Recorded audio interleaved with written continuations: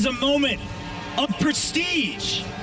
We will have moments of glory and defeat as we find out who is the best StarCraft 2 player of 2015. Ladies and gentlemen, this is the WCS Global Finals!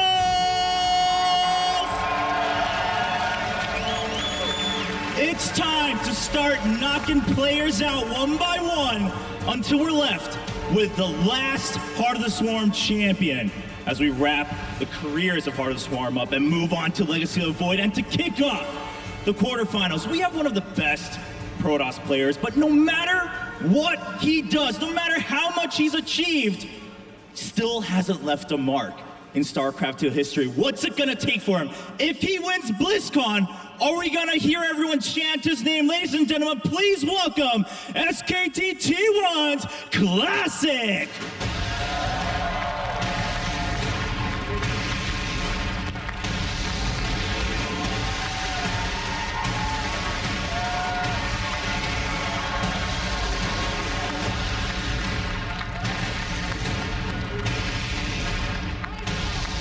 And on the other side, don't let his smile fool you. He's got the most adorable smile, but just like that, he's also the most ruthless commander you might see as soon as he takes his seat. Representing CJ Entis, please welcome her0!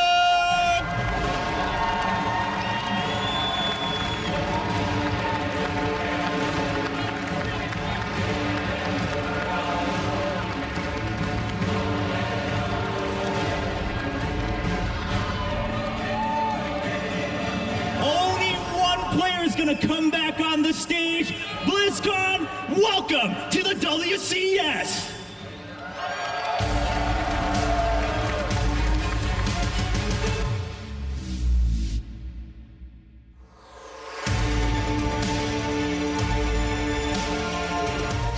부터 좀 강한 상태여서 혹시 떨어지면 어떡하지라는 생각을 하면서 이제 준비를 열심히 했어요. 그런 걱정들이 있었는데 이번에 16강전에서 3대0으로 이겨서 걱정이 말끔하게 해결된 것 같아서 너무 좋고. 오늘 경기장 오기 전에 전날 밤에 시차 적응을 잘 못하는 바람에 1시간밖에 잠을 못 잤어요. 그래서 좀 많이 졸린 상태에서 와가지고 되게 많이 불안했는데 1경기 지고 오히려 더 자신감이 생겼던 것 같아요. 다른 선수들은 이제 준호를 무서워하는 선수도 많더라고요. 저는 준호를 만났을 때 제가 거의 다 이겨서 좋은 기억밖에 없기 때문에 이번에도 준호 8강에서 만나게 돼서 초보는 되게 좋고 작년에 이겨봤기 때문에 이번에도 제가 이기지 않을까라는 생각이 들어서 작년 블리즈컨에서 8강에서 도움한테 떨어졌어요. 그래가지고 진짜 여기 오니까 또 새록새록 떠올라가지고 복수심이 지금 활활 타오르고 있는데 준호가 작년에 저치고 멘탈이 나갔는지 바로 호텔로 가더라고요. 사실 이번에도 그럴 것 같아서 벌써부터 미안해져요. 제가 이겨서 준호가 또 우울해질까 봐. That's a whole new special kind of trash talk for that match. I'm worried about how sad he might be. I'm just worried about his feelings in this match, but I'm going to make him cry. I mean, honestly, it's kind of an understatement. When you look at the stats, Classic always beats her0. It's 3-0. It's going to be 4-0? Yeah. I think so. Well, I mean, that's the thing we're talking about, like distractions. And we have seen one-sided matches. That's kind of the thing, too. I come from kind of a... Well, I'm a StarCraft nerd, but I also followed sports well. I mean, a lot of Super Bowls are really bad because one team comes super prepared, the momentum starts getting going, and the other guy's just like, well, okay, it's over. That can happen, and it's kind of not great for us as observers, but what's really awesome is when it goes 2-2, and it goes that final game, and it's like, all right, who's got the nerves of steel? And both these guys can deliver there. her0 did look quite shaky in the round of 16, while Classic was just performing he's a monster. Incredibly well. So going into BlizzCon now here, the round of 8, where the pressure is even higher, it might be a little bit hard for her0 to actually, find his literally higher too, because that stage is like 700 feet tall. Those guys are playing higher than they've ever played in their entire They're climbing life. inside of Voltron. Well, I don't know the elevation of here compared to Seoul, but you might be right about that. But what I do know is that if I ask anyone in the world, who are the best Protoss players, instantly her0 comes to mind, right? Parting is probably right up there. They're probably going to mention SOS, you know. Classic is pretty far down that list, but this guy, he's an SSL champion, a GSL champion. He won IM Shenzhen, which, by the way, had Rain and Parting in it, and he beat them both. I mean, and her0 as well, even in that tournament. Yeah. When are we going to stop calling him the chin toss and start calling him the win toss? Oh my goodness! Wow, was that on the spot? That was incredible. No, he's been planning that one for like 2 weeks. Yeah. But I've had that one in my back pocket since the beginning of the year. Yeah, so here's the thing. You talked about how so many people underrate Classic. That's me. I voted BL was going to be Classic. Me too. Murdered BL. It did not look close. Here, I'm still kind of rooting for her0. I mean, we've been talking so much about Classic, but what I love so much about her0 is the fact that when you look at his gameplay, it doesn't immediately stand out. Oh, that's the composition that everyone else goes for. Oh, I've seen that build order before. But when you actually look and study the timings, which is really what matters, that's the essence of strategy in StarCraft, you see that he's getting things 30 seconds earlier, a minute earlier. He has 3 Colossus when other people have 2. He never misses Chrono Boost on his Forge. It's those sort of things that make him, in a very sort of subtle, hidden way, keep winning again and again and again and again. I mean, this is what I like about StarCraft so much. It's like, it's art in motion. I don't disagree with you, but I definitely do see superb micro coming out of him, and I think that does set him apart, and I think in the PvP matchup in particular, it makes him super dangerous. But here we have Classic, and as you can see, 83-61. To a lot of people, that's like, oh, that's not super impressive. It's almost a 500 record. But keep in mind, this is him playing against Koreans almost exclusively, the best Koreans, too, by the way, where he's distinguished himself with multiple championships, like you guys have both talked about, and several of those victories over her0 himself.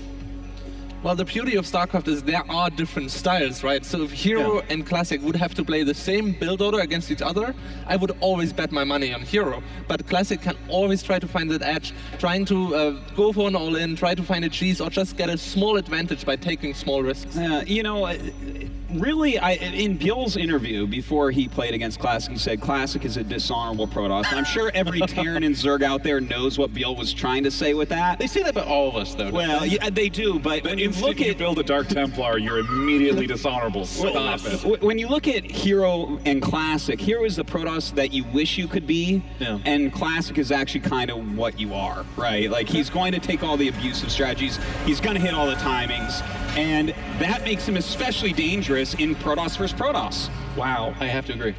Okay, this is a very interesting first map pick from Classic, Bridgehead, inspired by the Brood War map Katrina. Give it to Day 9 to force a Brood War reference into there. I'm right there behind you, bud. Yeah, I mean, Bridgehead is an unusual map 2-player where you start with your natural hidden behind you. And it's got the back rocks, which can be kind of tricky there as well. Sorry, what were you going to say, Dan? Well, I mean, that map, it's the weird map that's left here. There's 3 maps that are quote-unquote weird compared to what we're used to. 2 of them were banned out in Dash and Terminal and Moonlight Madness. But to have Bridgehead here as the last kind of weird map, you know, I feel like they want to get that out of the way. I don't think it's that weird in PvP though, because the back rocks don't play as much as a part as in other matchups. Sure. It feels like it will operate more like a cliff for playing Stalkers, rather than that somebody's just gonna go for an extremely fast all-in to break down those rocks. I mean, it's either an all-in or it's the mid-game stuff, right? When you're at 3 bases, and then it all becomes about that big fight in Protoss versus Protoss. If you lose that big fight, you are almost certainly dead. And if you can actually kind of sneak up and get those back rocks and get the position where you're killing that third, but also you have the full concave against their kind of attempt to stop you from doing that, that's a game-winning move potentially. And we've talked so much about the fact that in a best of 5, often you'll prepare something a little special for the first match. Protoss versus Protoss, such a volatile matchup, so unstable. I mean, what's going to be the first play? And Classic's the build order guy, right? Like, I think we can all agree on that. her0's kind of the more, obviously he's got prepared builds, but he's kind of like the more performance guy. I would like to see, I don't know, something Stargate based. We saw a lot of Phoenix play. In fact, that was, I can't remember which Protoss it was, but that was their winning move to get into the round of 8. You know, I like, Sean, that you bring up the fact that a lot of times that first match is very important with the chosen builder and everything, and I do want to double underline, highlight, you know, italicize everything. The fact that Classic is on SKT1. This is the championship team. This is the best StarCraft 2 team in the world. And you know what? her0's on CJ Entis, who just lost their head coach. Coach Park just left this past week. And you can't tell me that's not going to make a big difference here. It could. It absolutely could. They do have another coach here, too, so they're still preparing. But SKT1, this is like, I would say, is Classic the mini-boss before Innovation, do you think? Or is he, where would you put him in the tier of gaming world? I think that Classic is absolutely one of the very best players here, has a decent shot to win the whole tournament. I think that He's not a mini-boss, you're saying? No, I think he's a big boss. He's like the second to last boss in the game. All right, I like it. I feel like he's the first boss you fight against in Dark Souls. You're like, this is the first boss. He should be easy. And then it takes you 8 hours. Well, I mean, that would throw our schedule for a pretty big match. Yes, As much as I like StarCraft matches. That metaphor, it almost got there. Okay, so these players have almost 400 on-stage matches together this year. They're some of the most prolific players throughout the entire year. Artosis, you are an expert on predictions. Who is going to pull out the win in this best of 5? I truly think Classic is going to take down her0 here. I think it'll be close, but I think Classic's got him. Well, I believe in the end that her0 is actually going to take it because he's just so solid. Yeah, I changed my mind, you know? You're allowed that. This is America. fine. You can do whatever you want, man. Yeah, so I believe her0 is going to take it. I know we talked a lot that Classic is going to take it from my perspective, but Really? coming to What made you switch, though? Because you were saying Classic. Yeah, yesterday you were just classic. I'm the only hero guy up here. Well, I believe he's coming here so solid that even if Classic is going to win game number 1 or game number 2, her0 is just going to pull it back and realize how he can counter him. We were talking about preparation, but pulling through a best of 5 only with preparation is not going to be enough. One of the interesting things for me, Sean, is that in the WCS, we kind of watch these players all year long. And I think if this tournament was held in March, her0 would be my guy the whole way through. But it's not March. It's probably November. I haven't checked in a while. And I think, actually, Classic is playing the better StarCraft right now. Round of 16, he looks super dominant. We saw a little bit tripping up from her0. And I think Classic is the guy that, at this BlizzCon, wants to really make a name for himself. Well, that really is the question. her0, the player that who so many have said for so long is the #1 most stable, solid Protoss out there. Classic sometimes shows up 4th and 5th on that list. Who's going to be able to pull it off? I'm putting my vote in with her0. But the players themselves will show us what the outcome's going to be. Ladies and gentlemen, it's time to get that first match underway. Casters, take it away. The #1 WCS player for 2015, about to go up against a player that has beaten him in the last 3 Premier tournaments. StarCraft fans around the world, BlizzCon, are you ready? They should be, Maynard. These are some of the very best, if not the very best StarCraft 2 players that we have in the world here today, ready to play in California, here in Anaheim at BlizzCon. And this is the start. This is the start to find out who is going to be the champion for 2015. The global finals unfolding right before our very eyes. Game 1 has begun, guys. Let's get into it.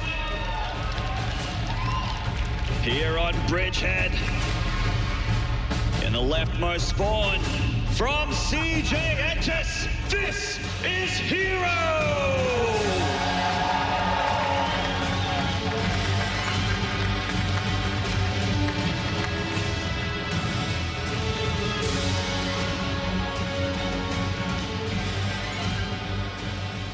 And in the far right spawn, make some noise for SKT1's Classic!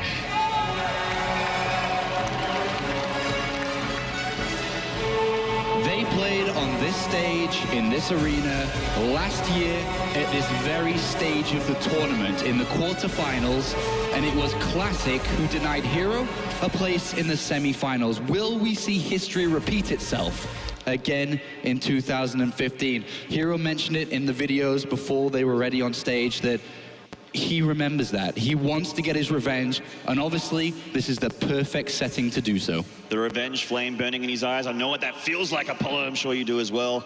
And it is such a powerful emotion. And it's not just 2014's BlizzCon that Classic gave him a spot of bother.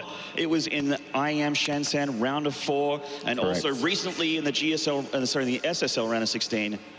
And it's GSL round of 16, beat him 2-1. It's such a close series as well. 2-1, 3-2, 3-2 again. It's a great mental advantage to have over your opponents who have beaten them in the last 3 major tournaments that you've played in. We're going to start to see the build orders take shape as her0 moves out with his probe in the center of the map to find out what his opponent's up to, and likewise Classic.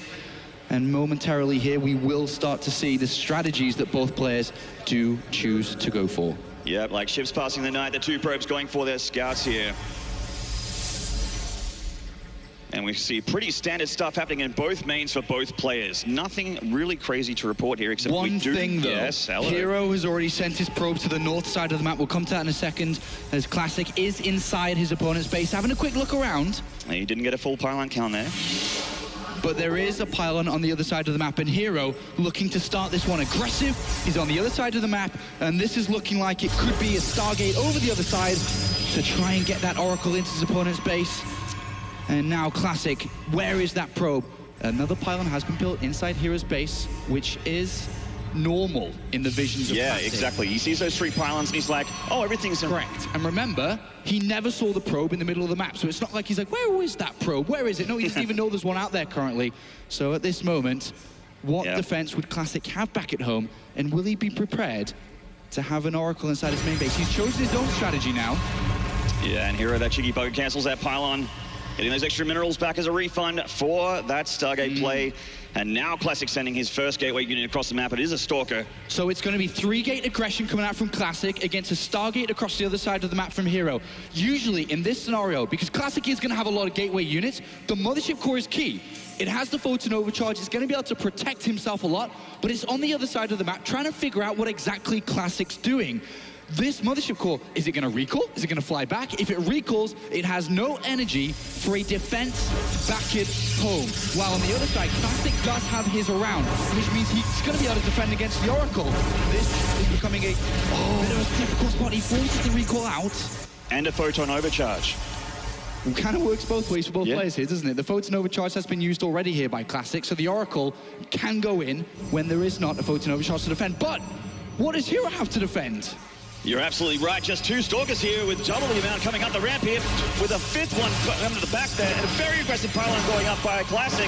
And he is already touching the front. One Stalker goes down. You're already pulling probes, taking this very seriously here. Absolutely. He's running close at the front. He's going to lose it instantly. And that goes down. And Classic is starting this one with a bang. Absolutely. Probe damage going through. And the Oracle has been deflected on the other side of the map. Classic in charge of this game already. And it is looking dire for her0. Unfortunately for her0, he does not have any defense on the other side of the map. His Oracle gets into the middle line doing damage. But does he have enough Stalkers to fight against the army that Classic has built up with just 3 Stalkers and a simple sentry? I don't think he does here, Maynard. I don't think so either, Apollo. Classic really chose the right thing in this map. The Oracle did nothing. Nice force fields blocking out half the Stalkers here. A great slice in half. They are still doing the damage though. One Stalker goes down. The sentries are touching up these other Stalkers. The rest will join the fight here. her0 desperately trying to warp in any units he can to defend against this attack. As he continues to lose probes, the Stalkers march up the ramp. What is her0's answer here? Is just trying his hardest. They're starting to lose all of the critical units and probes every second as this game goes on. Catches a couple of these Stalkers. Remember, Classic is not mining ideally back at home because that Oracle has been floating around. But it looks like Classic does have enough to defend, and that is it. Game 1 goes to Classic. GG. And the series will continue into game number 2. Will her0 tie it up?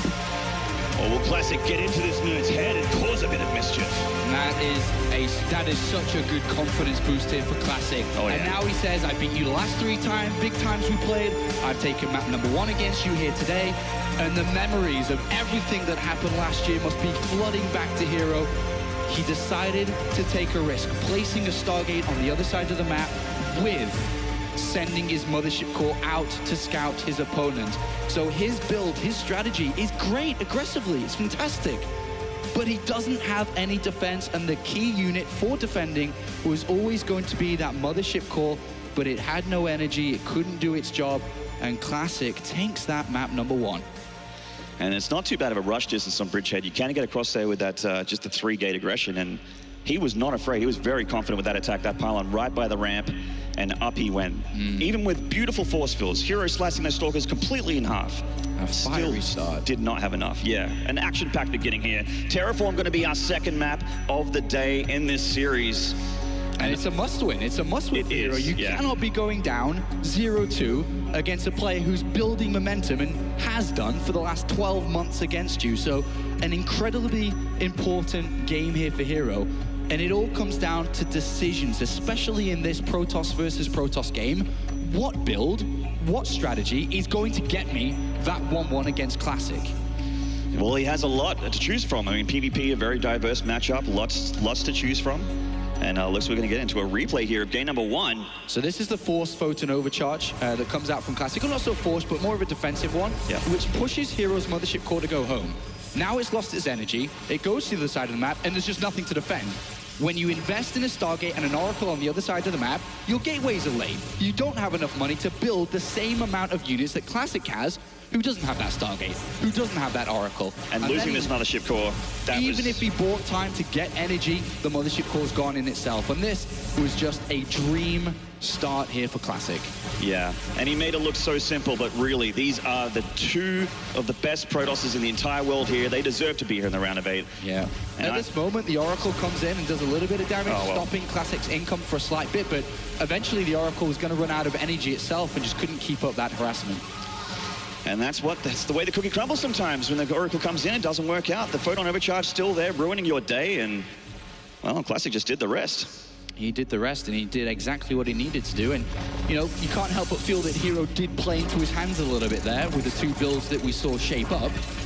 But now moving forward to Terraform as our beautiful stage takes shape, ready for our next map. I was just about to say how beautiful that stage is. I watched it from home last year, my virtual ticket, and it's such an honor to be here in person and seeing in person. Everyone in the crowd, you really don't know how amazing this stage and this arena is until you're here in person, and I'm sure everyone here agrees. Terraform here, our next map. Checking out the stats here a little bit before we get into game number 2. Jeez, this is a hard one to call. I'm not surprised there were a lot of different choices there in that prediction from all the talent here. You know, when you have the best players in the world going up against each other, it is very, very difficult to predict. Yeah, and in this matchup as well. There's a waterfall under Hero there. Hopefully it's not his tears in a couple games. And we are getting into game number 2, guys. In the top left, from SKT1, currently up 1 map in the series, this is Classic!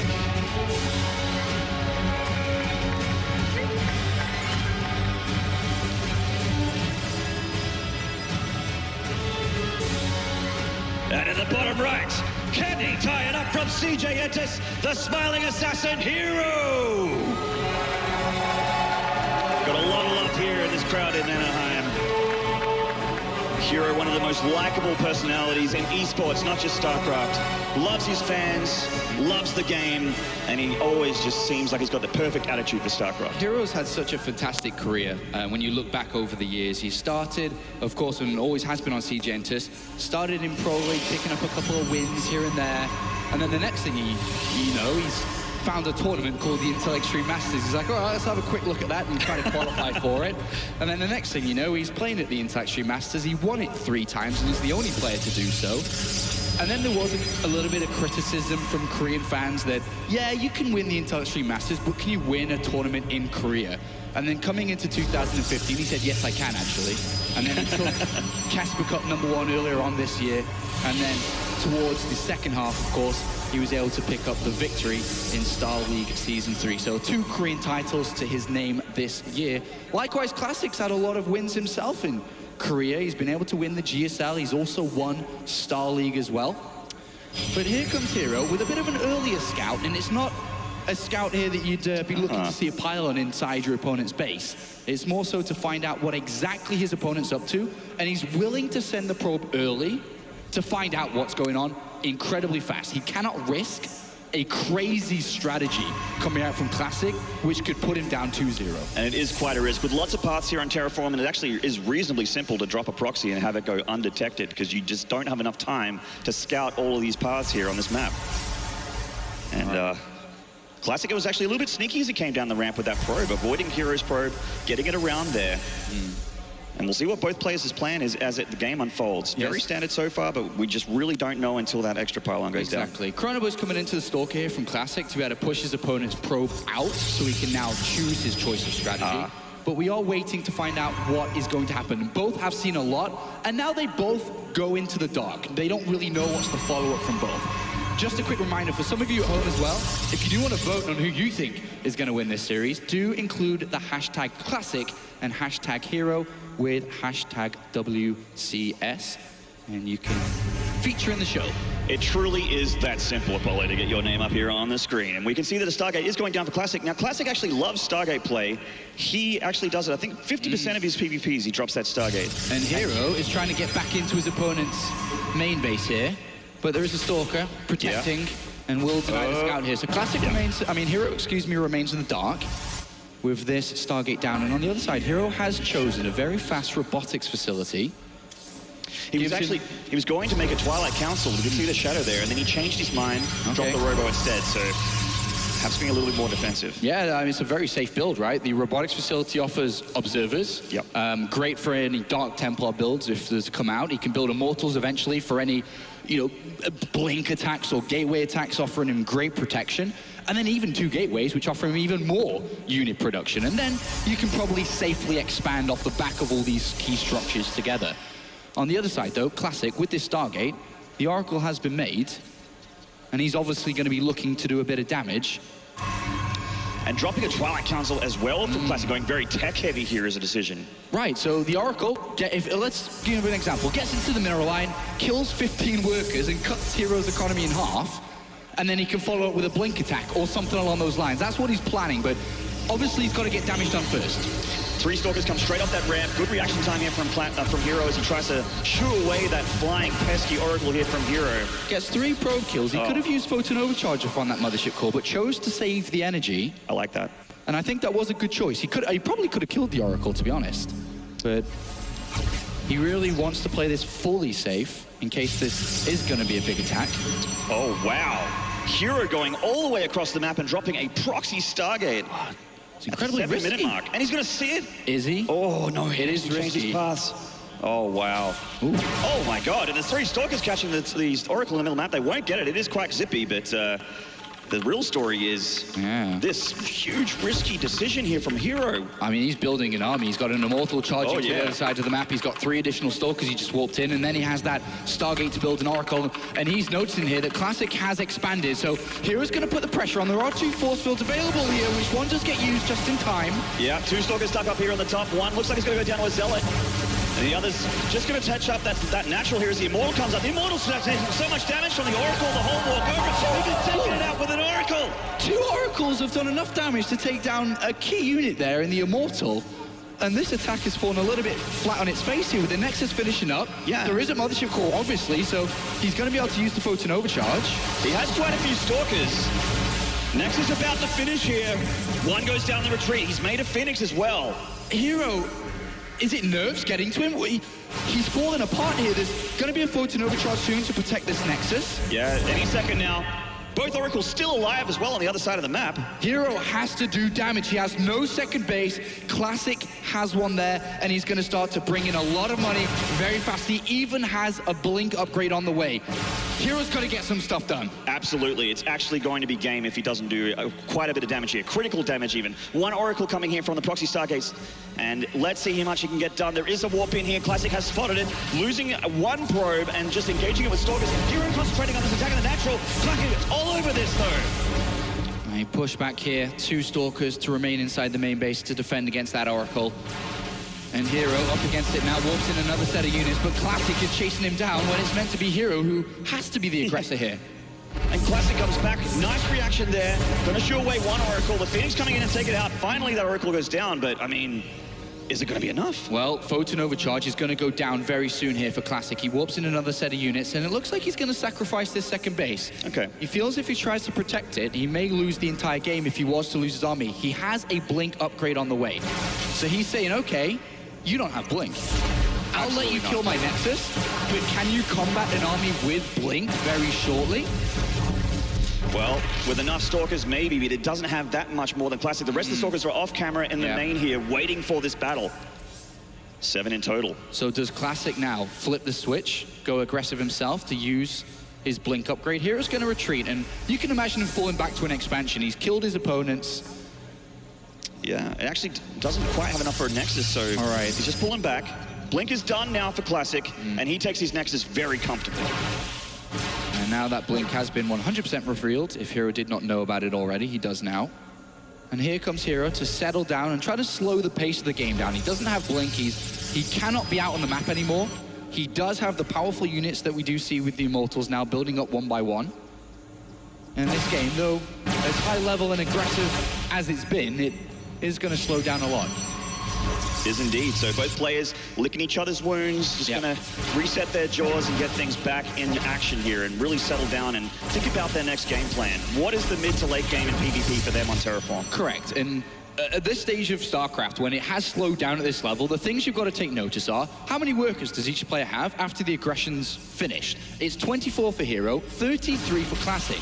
The Nexus, the second Nexus, they're both very similar in its time at the moment when it's about to complete. So Hero is going to be behind when it comes to his economy simply because Classic has 10 workers more than him. Upgrade starting a little bit earlier for Classic on top of that, as well as Hero's Forge is only just halfway through. But the army sizes is a little bit in favor of Hero, right? Because he has been the aggressor throughout. So there's that 12 army difference between the two of them. He has those extra stalkers, but as you can see in the production tab, with Classic's extra income, this is an economy-based game. He can afford things, Forge upgrades, the robotics facility going down, the robotics bay going down for the Colossus upgrades. Yeah, well, with money you can buy things, With money right? you can buy things. Yeah, you can buy things. A lot of people have nicer cars than we do. That's right. And, you know, the robotics bay coming in now, Hero is also doing that, but he's not building units at the same time. He's fallen a little bit behind in this game. And looks like he is going to ask for a quick pause here as the mid-game of this map number 2 is starting to develop. And it's a tense game between these two. It's a great PvP. We obviously started up, if you're just tuning in, with a very risky strategy from Hero in game number 1, which Classic defended and then went on to win. And now Hero fights not to fall 0-2 behind here in this best of 5. Yeah, this one a fair bit closer, a bit more scrappy than the first one. The first one was kind of a knockdown and towards the end there, and it happens when you get the better choice, the build order, or the better timing. So Classic in a better econ advantage, Hero with a better army advantage, but both of them going back home. What does this mean when you're the econ advantage guy? Well, he's going to have obviously a lot more money. He's going to be faster with his upgrades, faster with his key units, such as the Colossus. He's going to start to be thinking, do I use this advantage for an attack? Do I look to use my advantage to take a third base? Remember, he also has this Blink upgrade that Hero doesn't have. So there's a lot of small edges right now that we do see in favor. And here is the replay from a little bit earlier on. Yeah, this isn't the actual game, guys. Just a replay here from earlier. Yeah, and this is where the heat of the battle really started to take shape as Hero was on the other side of the map needing to do damage here.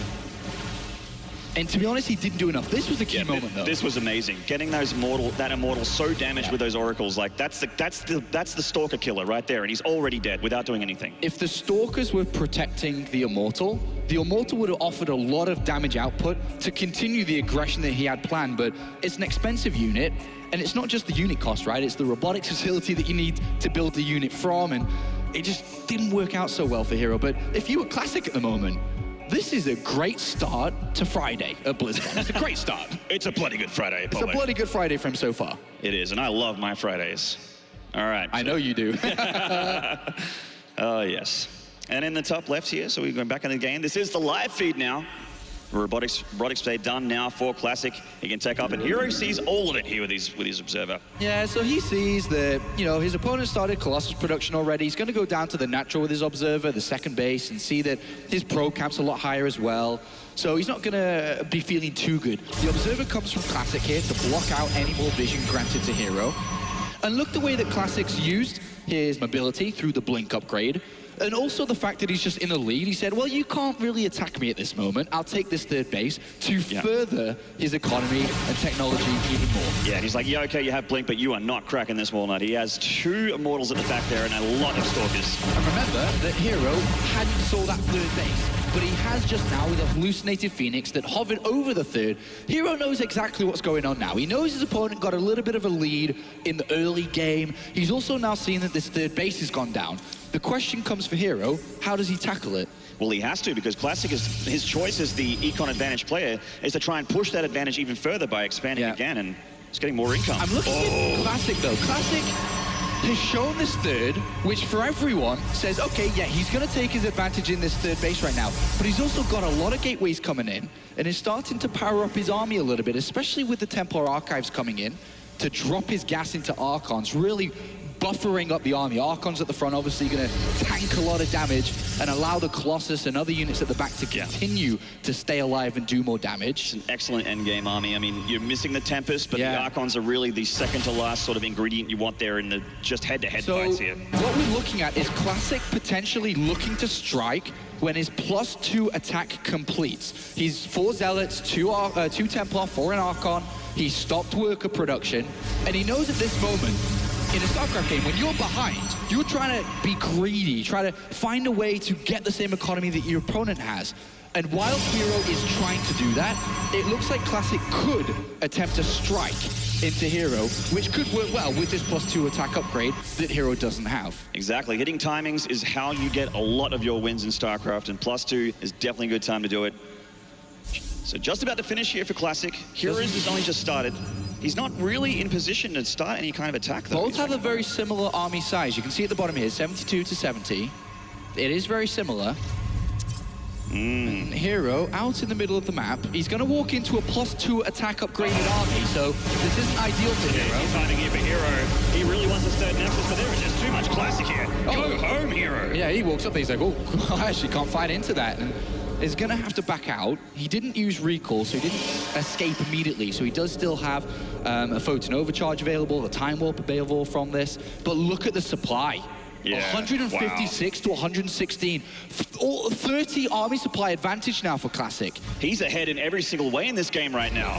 Hero really needs to pull something out here. 8 gateways to 6 as well, so there's an additional 2 warp-ins available for Classic over Hero, who's trying to muster together these 2 additional gateways to equal up with Classic. And Hero's in trouble. He is in big trouble. He's got to get this +2 attack upgrade, Maynard. I mean, I answered that before you could ask the question, but he's got to get +2 attack. He's got to be in a defensive position. I was literally about to ask you, what does Hero do at this point? Because I honestly do not know. He is quite in a detriment here. We see the votes coming in here. Thank you all you guys on the social networking, hashtagging Classic and Hero with WCS. Looks like 52% people are going to be looking pretty good as this second game continues. Okay, big moment about to happen. Hero must defend up on his third base. He doesn't know exactly where Classic is at this moment, but he will find out soon. If he does not, he finds out now. The Phoenix shows it. If he does not defend this, he loses his third and essentially loses map number 2 and goes down 0-2 in a best-of-5. This is it. This is a huge moment for Hero. He's got the Archons. He's warping in here. The meat and potatoes of his army is back there, and he loses 2 Zealots immediately. The Archon's going to make a difference here as well. Classic going to pull back here, waiting for that extra Colossus. Yeah, waiting for an extra Colossus, an additional set of warp-ins. Hero has some small squad here looking to do damage, but there's a Warp Prism that comes in. Oh my god. He drops the Zealots on top of the Immortals, doing some damage there. The Stalkers are going to get tussled up here. They blink over the Immortals. Hero's splitting up his force here, not too sure what he was maybe trying to force a distraction or to get the focus away from Classic. Got his third! Oh my god, the third is taking heal damage, the second hull damage now. Hero is coming up, he does have quite a few units. Can he push it back though? The Nexus is gone and recalls away. Classic is in an amazing position. He has an additional base now, an additional set of income, a Warp Prism to threaten at all times, to warp in, keep Hero at home. Classic is absolutely nailing this quarterfinal. He's 3-0 Bjorn in the round of 16, and he's looking absolutely world-class come today. Absolutely. This game number 2 is looking all his. Will the series be his? Hero desperately trying to retake his third Nexus, clutching at straws here. But look at the differences in the income. Yep. Look at the differences in the army supply. It's just... For every minute that goes by, that's an additional 30 minerals to Classic, an additional 200 gas. It's a fantastic position to be in now. And Hero is really forced in a difficult spot. Notice how Classic says, okay, you do have quite a few Colossus like me, but I'm going to move my tech further because of the amount of money that I have. I'm going to build a Stargate, an additional one that is. I'm going to add the Fleet Beacon. I'm going to get to the Tempests, and they will soon start to one-shot One shot, Colossus down. Colossus down over and over and over. And that is the real damage dealer from her0's army. He's making the right decisions here. I mean, a great man here in the venue today that we'll be hearing from soon did say that when you're ahead, get further ahead. And Classic is doing exactly that right now. He's nailing it, Maynard. He's playing absolutely wonderful today. And the her0 is in trouble, and he really needs to find some magic to turn this game around. And I don't know what that is. Yeah, honestly, we aren't that good at Protoss, Apollo. We just can't make this decision. her0 is going to have to make it for all of us here today. There's just a little hit squad here of Blinkstalkers picking away a very expensive unit there. Just small little things like that. Classic just getting that more and more of an edge as the second game continues. Of course, mistakes can happen in StarCraft. So Classic can still mess this up. Absolutely. He can, you know, throw away his army, throw away this lead. One wrong decision, one bad positioning in a fight. Well, and things can change. So maybe her0 needs to rely on his opponent making a mistake, but as you can see, the Tempest count, he's about to have 6 in the next 30 seconds. 3 at a time coming out, and that is the death knell for a Colossus heavy army right there. And a 4th base as well. her0 now sees it. So he's now seeing what he's up against, and you can only think to imagine him up on stage now in that booth with a bit of a sigh, knowing that he's up against the wall at this moment. And what does he do? Like another movie attempts, that's 800 minerals. Completely countered here by Classic. Three cannons and just the same amount of Zealots walked in to shut this down. All right, her0 moves south. He's got Zealots at the north. And his key armies at the south here. He's going to try a bit of a sneaky move, but there are 2 Zealots in spot. It looks like he was trying to gun to kill this 4th and get out. That's a nice move if he can pull this off.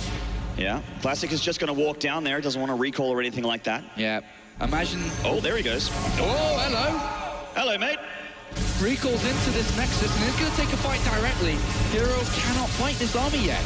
And there's a bit of a run by with the Zealots here. Classic's army is distracted here at the 4th. And moves like this is how you try and get back into the game when you're pretty far behind. He gets 1 Stargate. And he's trying to do critical damage. He hasn't done it just yet, though. You know, you can start to imagine that the her0 fans are getting a bit of feeling back for this, because he pulls Classic's army south and then attacks with a bunch of Zealots into the second base and the natural now, destroying the Stargate and just forcing a reaction of a defense here. That's right. Well, he's trying to build up to his own Tempest count, or Void Rays. He's choosing Void Rays.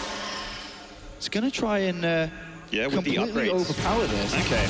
But he needs time to pull this off. That's right. He needs, you know, at least 6 Void Rays, you'd imagine, if he is going to stick on Void Rays. So right now, it's a game of buying time to surprise his opponent with a bunch of Void Rays. And that decision from her0 is what he believes the way to pull this game around. Yeah, I was about to say exactly that. You need to make Classic not kill you right now so that you can get up that incredible tech to try and counter or even match that he's even trying to get his 4th up. Yeah. They're at the gold, just trying to pull ahead with anything he can claw. It's a risky game, though, what her0's playing. With buying time, he's got to run around with his army. Imagine if a single Templar popped the Mothership core with its feedback ability and destroying it. The army is stuck on the other side of the map. That's what her0's relying on. If I get in a sticky position, I'll recall out. And this army from Classic is so scary. Okay, her0's going to move in. Here he goes. her0's going to hit the natural Classic through the middle of the map. What does Classic do? Does he recall back to come defend, or does he move forward and try to attack? He actually looks like he's going to lose the Nexus here, and possibly more as her0 goes up the front door. Ro8's going down here, and it looks like he's pulling the Tempest to go for the attack here on the 4th, and using the rest of the army to walk home. He's not recalling. He has now... There he is. And her0's going to sacrifice his gold base. It's undefendable at this point. Some harassment units to pick off this 4. And her0 does not want to engage before the Void Rays are ready, and that's okay for him. I think he'd be happy with that if he can buy some more time. He's forced to recall. He can do a little bit of free damage there, and as soon as the unit's there, look at that firepower of Classic explodes. You can't help but feel, and maybe some Classic fans are like, why have you not sent a hallucinated Phoenix or some form of scout into the main base of her0 to try to figure out what he's doing behind all of this? The Void Rays have still not been revealed. He's about to see them, I think, with these 3 Zealots. There's the Void Rays. Does her0 feel confident to take a fight? Does he think that he has enough now? He's got 6-ish. I think it was 6. 6-ish. And now he's trying to hide them away from the pylon. There goes that Warp Prism. He can't reinforce his army. her0's actually losing very expensive units here for free at the back. And here comes the rest of Classic's army. Does he have enough to engage here? Classic is actually decimating her0 right now. Oh, boy. A lot of his army is going down to pieces, and GG! Classic goes 2-0 in the series.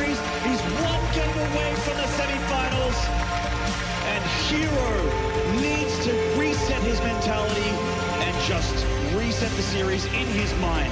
And forget those first 2 games. Yep. The next 3 games is what he needs to think about here.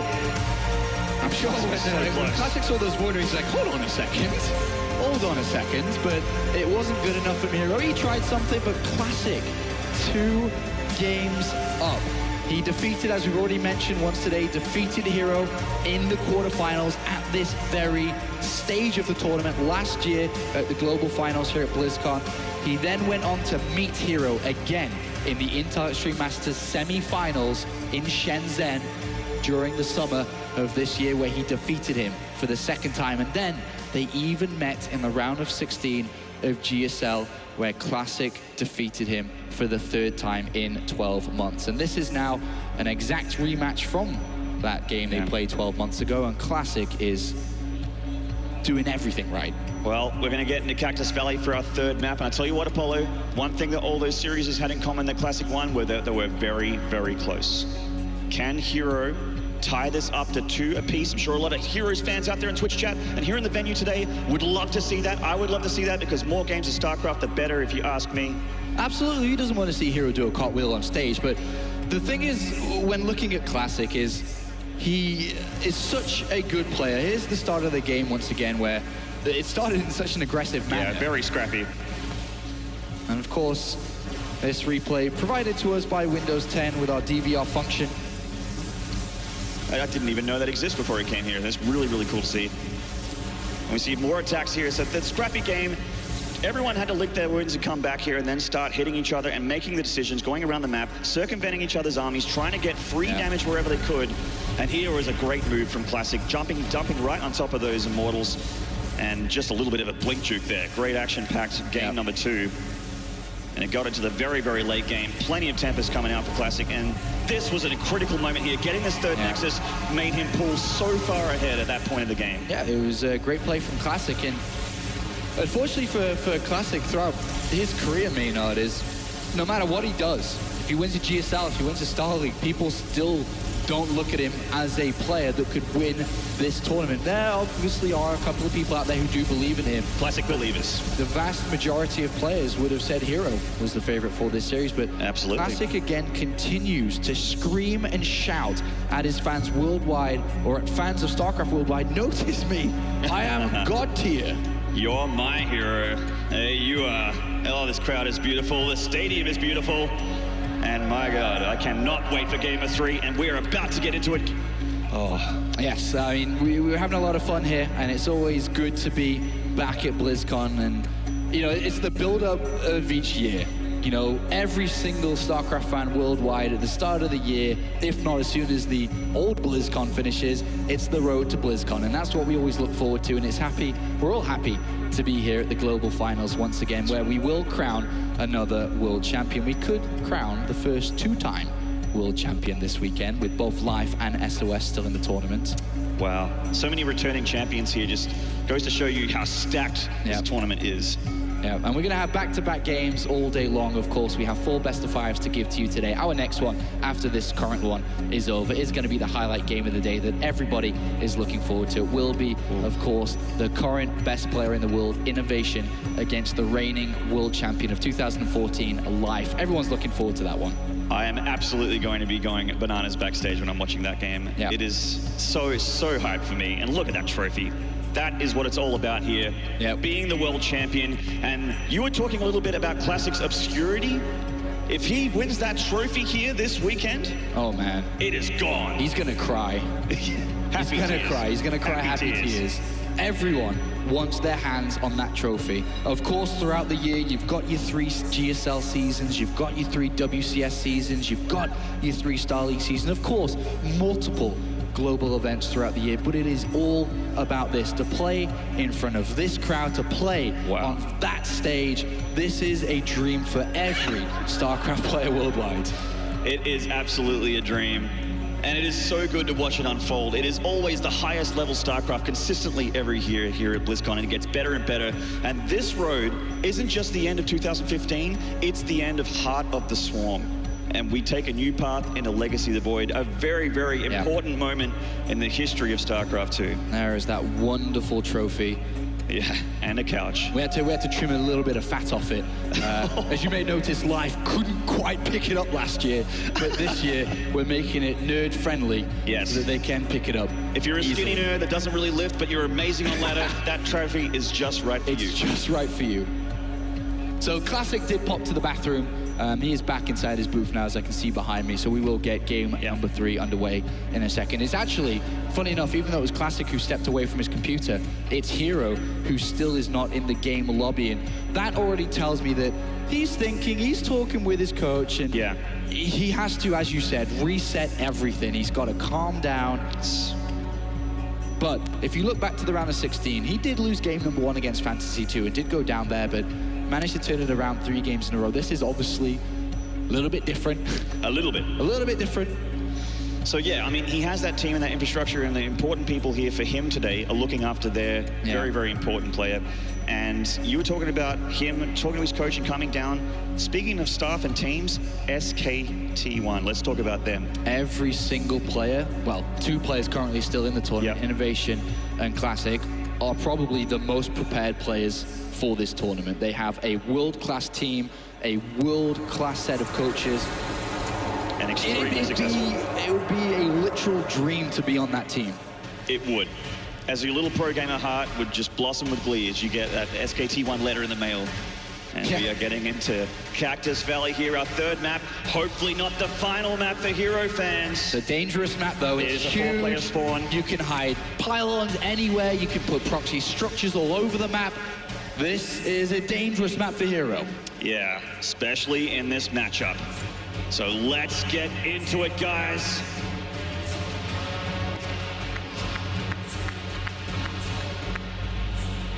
Game number 3 on this amazing stage that changes with every single map. That is so sick. And the bottom left here, from SKT1, 1 game away.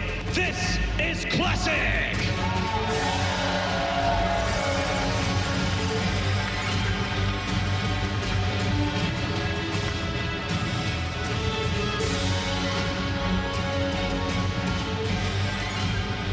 And in the top right corner spawn, from CJ Entis, if you want him to tighten us up, make some noise for her0.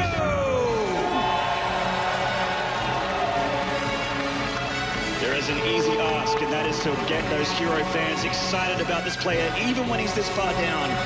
He has come back before. Will he again?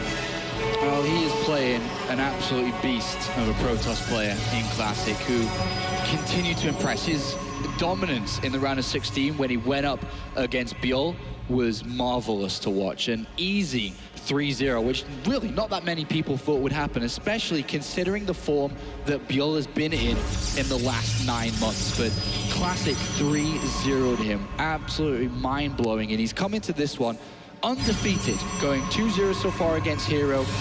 And he's having the tournament that you'd cross your fingers on the aeroplane ride over here that you could have. Please let me play my best. There's a lot of money on the line. There's a lot of prestige to play at the global finals. And he's riding that wave. He is absolutely. A lot of feelings. It's a very, very mental game here. And let's talk about this map a little bit. Both players are the furthest they could possibly be from each other here. The cross spawns here on Cactus Valley. Yeah, so it's a nice big map, and if it gets to the mid-late game, we could see a long, drawn-out game, and a very similar army composition to what we saw in the previous one, but obviously not with a landslide of an advantage in favor of Classic. But at the same side, it is easy to proxy structures in the early game, which we are currently in. But will that be the case? Because it doesn't seem so far. Yeah, he's just going for the scout here with the probe, not dropping anything proxy. I mean, her0 did put the pylon at the very, very edge of his main here, but that's not for anything in particular. Yeah, Classic's gonna enter the main base now with her0, and we'll have a look around and see a very regular setup.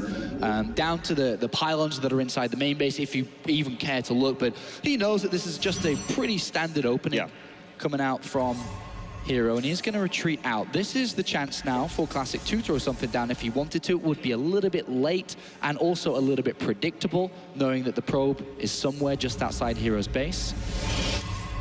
Yeah, we didn't go directly home, so we'll see what that probe is up to, but her0, he's a man who likes his blink upgrade, Apollo, and he's dropping that Twilight Council very, very early. Yeah, he's got that blink pin on his chest from He the does Star too. League victory. Yeah. So we'll more than likely see that upgrade. Of course, he could go Dark Templar, but blink is usually the way that we see players branch out. But Classic, double gateways coming down, very similar to how we played in game number 1. But the probe has been spotted. This is a nice find for Hero. When a player is planning an aggressive tactic like we'd see out of Classic. Oh. And Classic 1 for 1 there. Doesn't want to let that probe escape, really. Not really, no. But there are a couple of Stalkers out in the middle of the map here for Classic to protect it. Oh, actually, yeah, the may live. No, one more shot from death. 4 hit points remaining. And already you start to worry for Hero because his Mothership Core's on the other side of the map again, scouting in a very similar way to the previous game. Will he have enough defense at home? He has the blink upgrade on its way. And he's trying to get a robotics facility away as well. Just in case it goes mass Stalker here. We're gonna see pressure come out from Classic.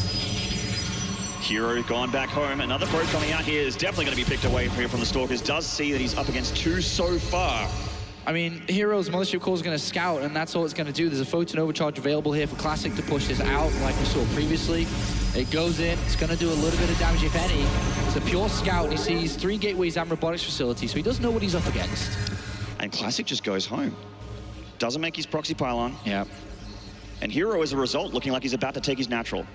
Indeed he does. So Classic doesn't be too, he's not going to be too aggressive here. He hasn't continued to warp in units. He does have quite a lot of Stalkers, quite a lot of units overall. But he does not know exactly what Hero's up to, which is the key factor here in his probably decision to turn around. And it is going to be an expansion from Hero then. So things coming down in the early game here. Very dangerous early game. If Classic decided to commit to an aggressive 3-gate pressure, he could have... He could have done some damage for sure, but his 2s are up. He's not going to run any risks. He didn't really know exactly what he's playing against. He's fallen back to his robotics facility. He's got the Observer out. He's got Immortals beginning production before his Nexus is even planted down. He's very safe, very secure. That's right, he's got those sentries to make expanding a little bit easier for him, and the Immortals obviously going to make him feel a lot better against Blink Stalkers, which I'm sure he knows Hero loves. And there's Hero dropping a proxy pylon. Yeah, so, I mean, the proxy pylon used for multiple different scenarios here. If he wants to launch an attack randomly at Classic here, or more so planned from Hero, but randomly in Classic's eyes, it could be for scouting purposes, obviously, so can't read too much into it. Just spot it nice and early on. That's right, hallucinated Oracle here from Classic, getting across the map for a little bit of a look-see, and he's a observer as well.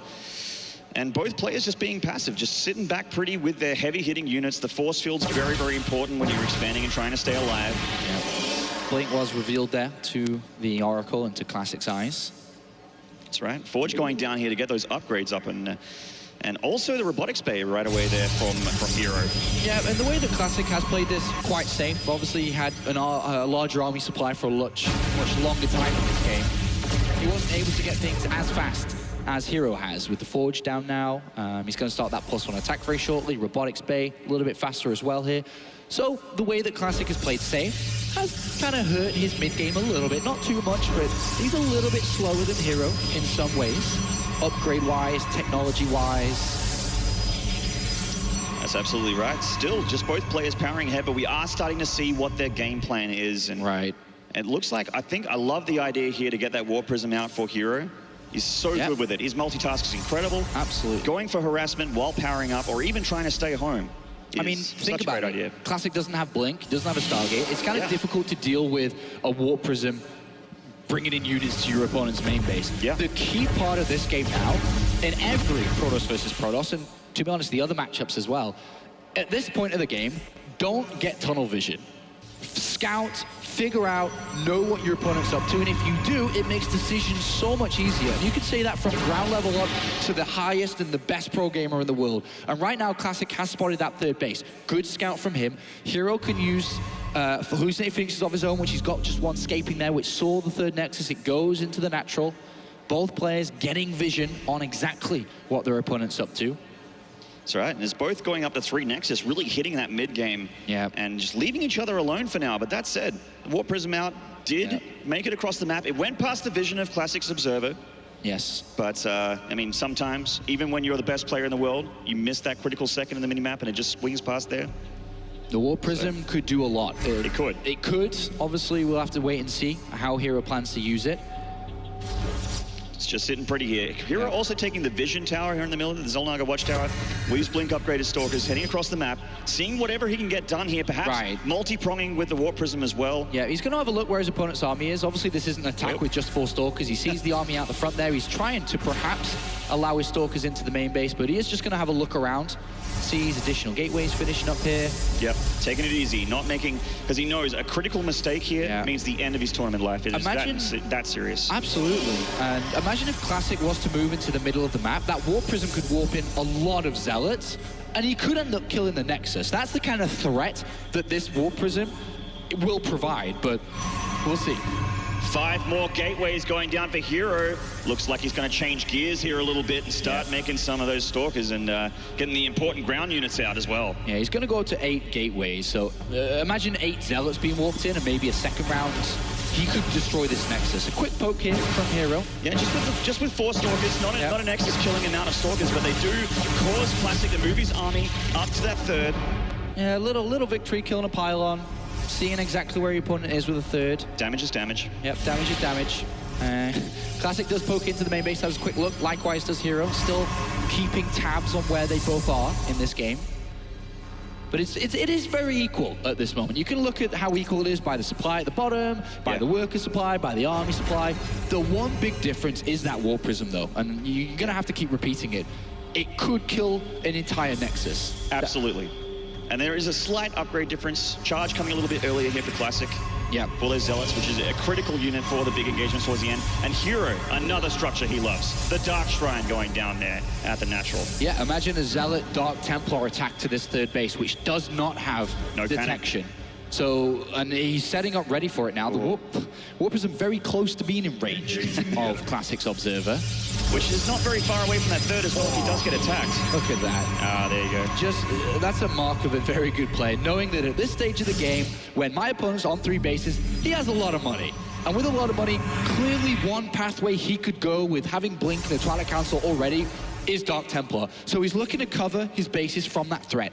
But Hero, right now, Maynard, by the looks of it, if he can drag and get the focus of Classic's attention and army somewhere else, it looks like he may strike with that Warp Prism. It's going to be a very technical move. Yeah. We'll see if he can pull this off. He needs to time it just right here. The Mothership Core full of energy, can recall if things get dicey. Absolutely. So I'd be expecting a Warp In coming soon. There it is. The Warp In is coming down at the 3rd with a Warp Prism. Pokes down, gets that pylon. Classic has a nice concave here between the 3rd and the natural, which is deflecting the ground army of Hero. But the harassment units and the Warp Prism are coming in. Yeah, he doesn't go for the 3rd. He's going to drop into the natural here. Sees the cannon. That's a pretty solid defense. Yeah, I mean, he had cannons. He has his units not too far away, and that is solid. That is nice from Classic. That's the fortress of Classic, completely deflecting that attack there. Hero has 1 Blink Stalker in the main, but he's just looking around. He loses it to a Zealot. And at this point, Hero is like, well, that could have been amazing, but it wasn't. So never mind, let's go to my next plan. That was kind of my thing. So he's thrown down his 4th Nexus and gone into Stargate, so he's going to go up towards the Fleet Beacon, towards his Tempest production. Likewise, Classic, and 2 giants butting heads at this moment. Neither can find weakness. That's right, they are both so very strong and still so very close here, as neither has really had that big critical engagement or done critical damage. It's just been a scrape here and there, a little bit, a poke at best. Hero going to try something else. There is an Observer here, though, so this shouldn't work at all. I mean, it gives enough time for Classic to get back in position. He already sees the armor, so... he's perfectly aware. Yeah, perfectly aware. Peekaboo. So another Warp Prism here from Hero. Will this one be slightly more effective? It's loaded up with Zealots. Can warp in Dark Templar as well if he wanted to, but... I mean, he does have the structure. Dark Templar haven't really come to play here, but hold that thought. Engagement does go down. He recalls before losing too much, but he did lose a chunk of his gateway. He did lose a chunk there. He did indeed. He lost about, 20 supply almost. But here comes the Warp Prism. And he's going to get the robotics facility, Apollo. The Colossus doesn't make it out either. He can get the Templar Archives as well. These are actually critical structures being taken out here by Hero. And the robotics base just to the left-hand side as well. They are lined up very nicely for these 4 DTs. And after 18 minutes of these 2 players not doing too much, finally, Hero strikes weakness with 4 Dark Templar. Will he get the Forge as well? That's the +3 upgrade, Apollo. And it does go down. A great pick up there from Hero. And he's going to get the Nexus with the Zealots as well. It's going to be so close, and it's going to go down. Incredible damage from her0. When it matters the most, her0 turns up the heat, and that was a perfect attack. The Warp Prism, the Dark Temple, you got 3 key structures, and on top of that, his opponent's 4th Nexus. That slows Classic down a lot. That hurts, that stings, and her0 has now got an advantage in this game. He's got his Tempest on the way, and that is exactly what he needed as confidence to say, yes, you can compete with Classic here today. And it looks like her0 has a fortress of his own, deflecting Classic on the back here. Look at the army supply difference. 133 for Classic and 94 for her0. Classic still can do amazing damage here. Absolutely. As good as a move that was, it wasn't cheap. He's tried multiple times to get some damage done. He has to be careful here. He's got to get his Tempest ready. He does have a slightly weaker army as this current point stands. Is he going to be able to defend this position? That and is this a lot one of as well. Absolutely. More armies coming in for Classic. Actually, Classic's taking a lot of damage here from her0. And he's taken 1 down, nearly 2. And he's caused Classic for a full retreat. And can he defend this, though? He has Dark Templar defensively. Yeah. 2 Dark Templar, a couple of cannons, his army not far away. It looks like this should be fine, and that's a great defense from her0. Making the right decisions here. Looks like he's starting to shut out his first 2 games. As he's moving across the map, Classic losing more important units here. There was a 40 army supply advantage for Classic. Look at it now. It's completely flipped its head. Absolutely. And now the army supply is completely even, 100 apiece. With no robotics facility, with no robotics bay, remember, with no Templar archives, remember. 3 key structures which Classic cannot help his army to keep up with what we see from her0. her0 smells weakness. Can he finish his opponent off and see us go to game 4? Oh, we would love to see that as her0 comes through. He loses the Militia Core, so he has to commit to a bit of an attack here. The Tempest coming through. He's got his sights on the 3rd. The Militia Core Classic is down. No more for it on overcharge. So he just has to take it easy. He's just taking it. He doesn't want to overextend and lose all of his important units. He has +3. Classic losing that Forge as well as those other important structures means he has 1 upgrade down here. Oh! White Loss takes a bit of hurt on the Tempest. Not quite down yet. Down it goes, and this is a big concave for Classic, but her0 has some very powerful units here on the ground. A very close engagement. Looks like the Tempest advantage definitely for Classic, and they are doing work in the sky. And just like the Legacy of the Void cinematic, came from the Zealots to really reinforce this position, and they need to charge in, and her0 has a commanding advantage, and a commanding lead in game 3. It looks like he's done it, Apollo. He has shredded apart Classic's ground army. The Tempest still alive in the sky. They are going to push him back for now. And the army supply still very even here, even with the upgrade advantage for her0. Yes, indeed. He's losing a couple of trailing units, but this is a nice advantage now for her0.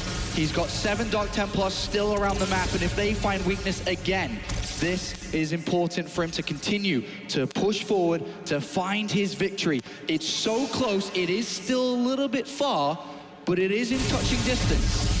That's right, pylons going down, the proxy pylons of her0 going down, and it looks like he wanted to go for a touch up there with the DTs, but cannons, 2 cannons and a warp in from the Zealots, doesn't want to throw away these important, expensive units. And very well done for Classic to hold on against that attack there. That was so close. 6 Tempest to 3, big difference there. Quite expensive units. And the game stabilizing at this moment. You look at a lot of the numbers here. Very similar between the both. Yeah, her0's going to try and make things a little bit easier for him by getting those air upgrades up for his Tempest. So he does now have the same amount here of Classic. Well, he's lost the same amount of Tempest here as Classic. Well, look at those unit losses. Wow, her0 has lost a lot of important units in this game. Quite expensive. All right, so they're very similar. To the dust settles. Yeah, look at that. Back to each other's side of the map, and a couple of explosive moves, obviously starting up by her0. He looked to finish the deal there, but he couldn't destroy Classic to take this map at that point. He's going to move his tech a little bit further. He's going to move his Mothership Core now to the full Mothership, of course, granting Cloak to all his units underneath it. Likewise, we are going to see the same from Classic. It's like both players have a clock in their brain. They've played tens of thousands, or should I say thousands, probably tens of thousands. Probably 10, you were probably right. Protoss versus Protoss games. They know the timings, they know at this point I should be getting this with this amount of income, I should be building this, and likewise we can see it with the 5th bases as well. But this game is now starting to take, or continuing to take, should I say, to the skies as more and more Tempests are being added on, and further upgrades too. her0 with that +2 attack is going to be nice, a little advantage for his air army. That's right, and here we're going to try and get up at this extra Nexus here at the top. Classic has his going down as well. It's just both players doing pretty much the same thing at the same time. Whew. Great start to the global finals, Maynard. Absolutely. Great start to We actually have to take a breather as well as the players because it is so action-packed. It has been, and right now just looking, obviously always looking for weaknesses, holes, an area to get in, and obviously both looking to protect the same weaknesses that they're looking to exploit. Cannons added on to the 5th bases, protection from a pylon naturally that can warp in additional units as well. At this point, warp prisms are very deadly. I mean, they always are deadly, but I would like to see one come into play here again. Imagine when because obviously the more you expand, the further out into the map you go, the more vulnerable your original base is. Yeah. And that's where all the key structures are. So a warp prism is super deadly at this point. If it's able to squeeze out into the main base, a warp in of Zealots and Dark Templars, at the same time, as cool as that is, you should also know it's also expensive to be able to warp in Dark Templar, to warp in a bunch of Zealots. And at this stage of the game, money isn't as high as it was, let's say, 5-10 minutes ago. Or actually, at this current point, it is actually not that bad. But you've got to use it wisely, especially because these units at this stage of the game, naturally, a lot more expensive. So one small thing to look at here is that Classic has quite a nice bank going for him at the bottom there. So he can actually reinforce a little bit easier than Hero at this point. But you're right, the incoms, not too bad, quite similar. And that's something which is going to really assist Classic when they do fight. Whether it is simple reinforcements into the army, whether it's how fast he can rebuild the same army that he's got currently and how fast that can take, that is a great benefit. Hero's not too far behind. It will pretty much decide based on how the army goes, right? And how the fight goes, excuse me. And how convincing it is for Hero or Classic. Throwing away those Stalkers there, they're a little bit useless in this point of the game as the higher tech units really decimate them. Zealots, a nice big warp in here from Classic, but Hero all over it with his own warp in. Cannon's helping out a lot. Both players just can't seem to crack each other at this point. At this stage of game as well, in StarCraft 2, you're almost crafting the ideal army, I guess is the best way to say it when you're at this stage of the game. I've got all my tech unlocked. I've got quite a bit of money at this stage. What is the best possible army combination or unit combination to build that army I can have? Currently, I'm looking at the unit tabs, and Hero, while harassment is going on, as you can see on screen, has 21 Tempest to 11. Hero is really in the sky here. And is that gonna be the advantage? Is that gonna be what it takes to win the fight? Because that's what, ultimately, it comes down to. They will fight soon, but who comes out on top? Yeah, Classic has the Stalk, he has the Colossus there, 8 Colossus, but Tempest. That's so just many they're gonna make them evaporate, Apollo. And you start to think, okay, so why does Classic have more money? Well, Hero spent a lot on this army, and he's got an Oracle. He's gonna look to get range on. No, he goes down. He looked to try to get his spell Revelation on this army. So he can see from a distance. And those incredible range Tempests, look at that. In synergy with the Oracle, can really put the hurt on it. But yeah, Classic just getting that Oracle in time. Taking up his...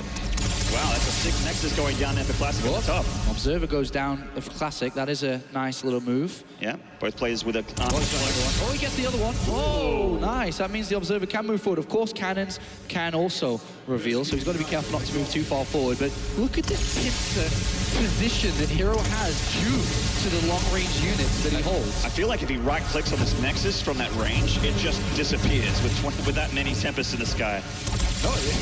Oh, loses his own observer there.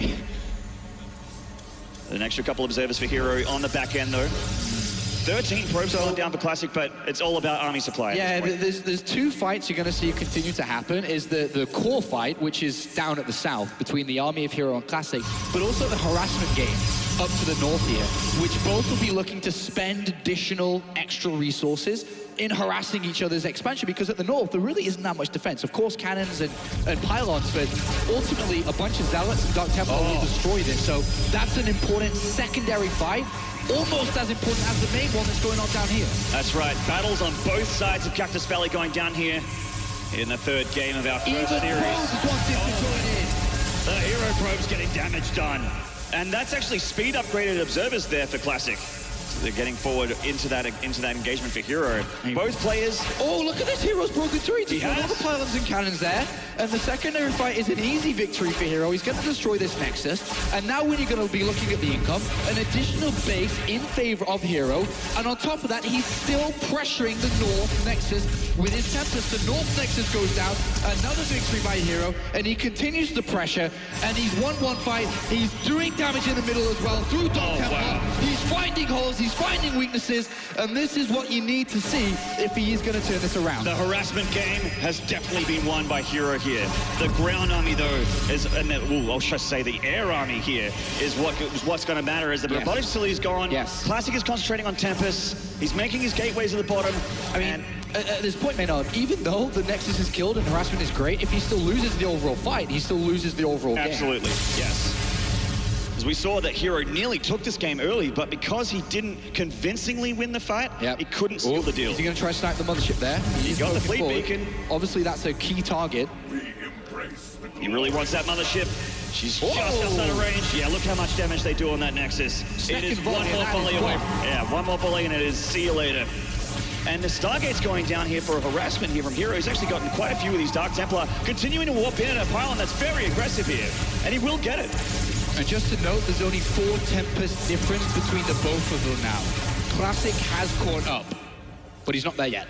There's still 4 difference. Yeah, there is still a difference. And small differences make all the difference when you're this high level in StarCraft. You're right. Look at how many units we've got killed here throughout this game. Jeez. A beautiful It is a bloodbath. map. Indeed, indeed. There is an Oracle here for Hero. An Observer army. Gotta be careful. One mistake is a loss at this stage of the game. It is. And with this much damage, they are actually one-shotting a lot of important things here. The harassment game of Hero continues to hold strong. Classic can't divert resources to deal with this. He just, I mean, he has a lot of money, but he's concentrating on building up his army at that 4th Nexus that's being high-hunted by Hero like for the last 5 minutes. Yeah, this is wonderful. Harassment by Hero. He really has won that game of resources and harassment. And looking at the other side of that, the mothership core, or mothership, should I say, sorry, now it has moved up to the mothership, was sniped. No longer are these units under cloak from that. It's a nice little volley from these Tempests. Obviously, you can't still charge in because there are still observers, but look, more harassment for Hero. Continuing to do damage, which is just minerals. He is spending minerals to do insane damage to Classic's infrastructure. The harassment virus that we're seeing from Hero is spreading down this left-hand side. Well said. And that's very nice. It took up the north, and now it's coming down to the west here, and it continues to spread, and this is a problem. Classic needs to deal with this. Another fleet beacon's about to go down. That's the second one I've seen already. This is very difficult for Classic, who started so well in this series, but he is being outplayed. Crossing the mid-game into the late game, into the super late game, he is being outplayed. And Hero feels like he wants to do a bit more damage here. Poking forward, losing one Tempest on the back there. Colossus evaporating to that huge army in the sky. And more continues to happen back at home for Classic. If you were only watching the armies poke each other, you would think this is very, very close. But look at this. It's incredible how much damage Hero has done. He's going to take this 3rd base now. He can move into the natural in the main. And Classic now, if he goes back to defend, obviously Hero moves forward and snipes the Nexus. 1 volley perhaps, and this is gone. Maybe 2. It's going to be close. There's that volley.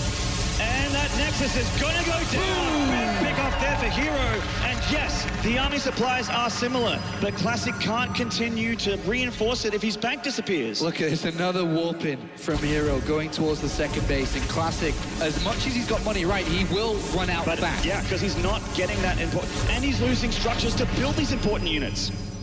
This is becoming a disaster for Classic, and a masterclass from Hero of harassment, securing more expansions, keeping his income high, keeping his bank count, and he's been able to support the constant harassment and warping of units because of all of this. He's got more money, he's got more income. Oh wow, no income except for 80 gas, 96, a little bit of gas income there for Classic, and he tries to remake next, no cancel, it is gone. Easily picked up there by Hero. An absolutely beautiful stranglehold position here from Hero down at the south, taking down that Nexus once again. And you just have to look and admire. You just have to look and admire. This is showing us why for most of 2015 we were saying her0 is without a doubt the greatest Protoss in StarCraft 2 at this point for this year. Absolutely. This is he's the #1 points holder for a very good reason. Games like this. Hit a wall here, Maynard, really has, and a couple of pros being thrown forward here just to just to clear up some supply so he can continue to build up his army to increase, ready for a final strike here. I mean, again, like the Legacy of the Void cinematic, the Protoss do not have a home to go home. They have nothing to go home to here for Classic. Probe versus Probes going down. Game 3 has everything. It does, it really does. her0 moves forward once again with his army and is going to deny that expansion for the 20th time. It feels like this it. game. And Classic is just, he's bleeding out here. Look at his bank. Remember what I said about that bank? It is gone. And he's got no income. None of it is coming back. He is in a death animation right now.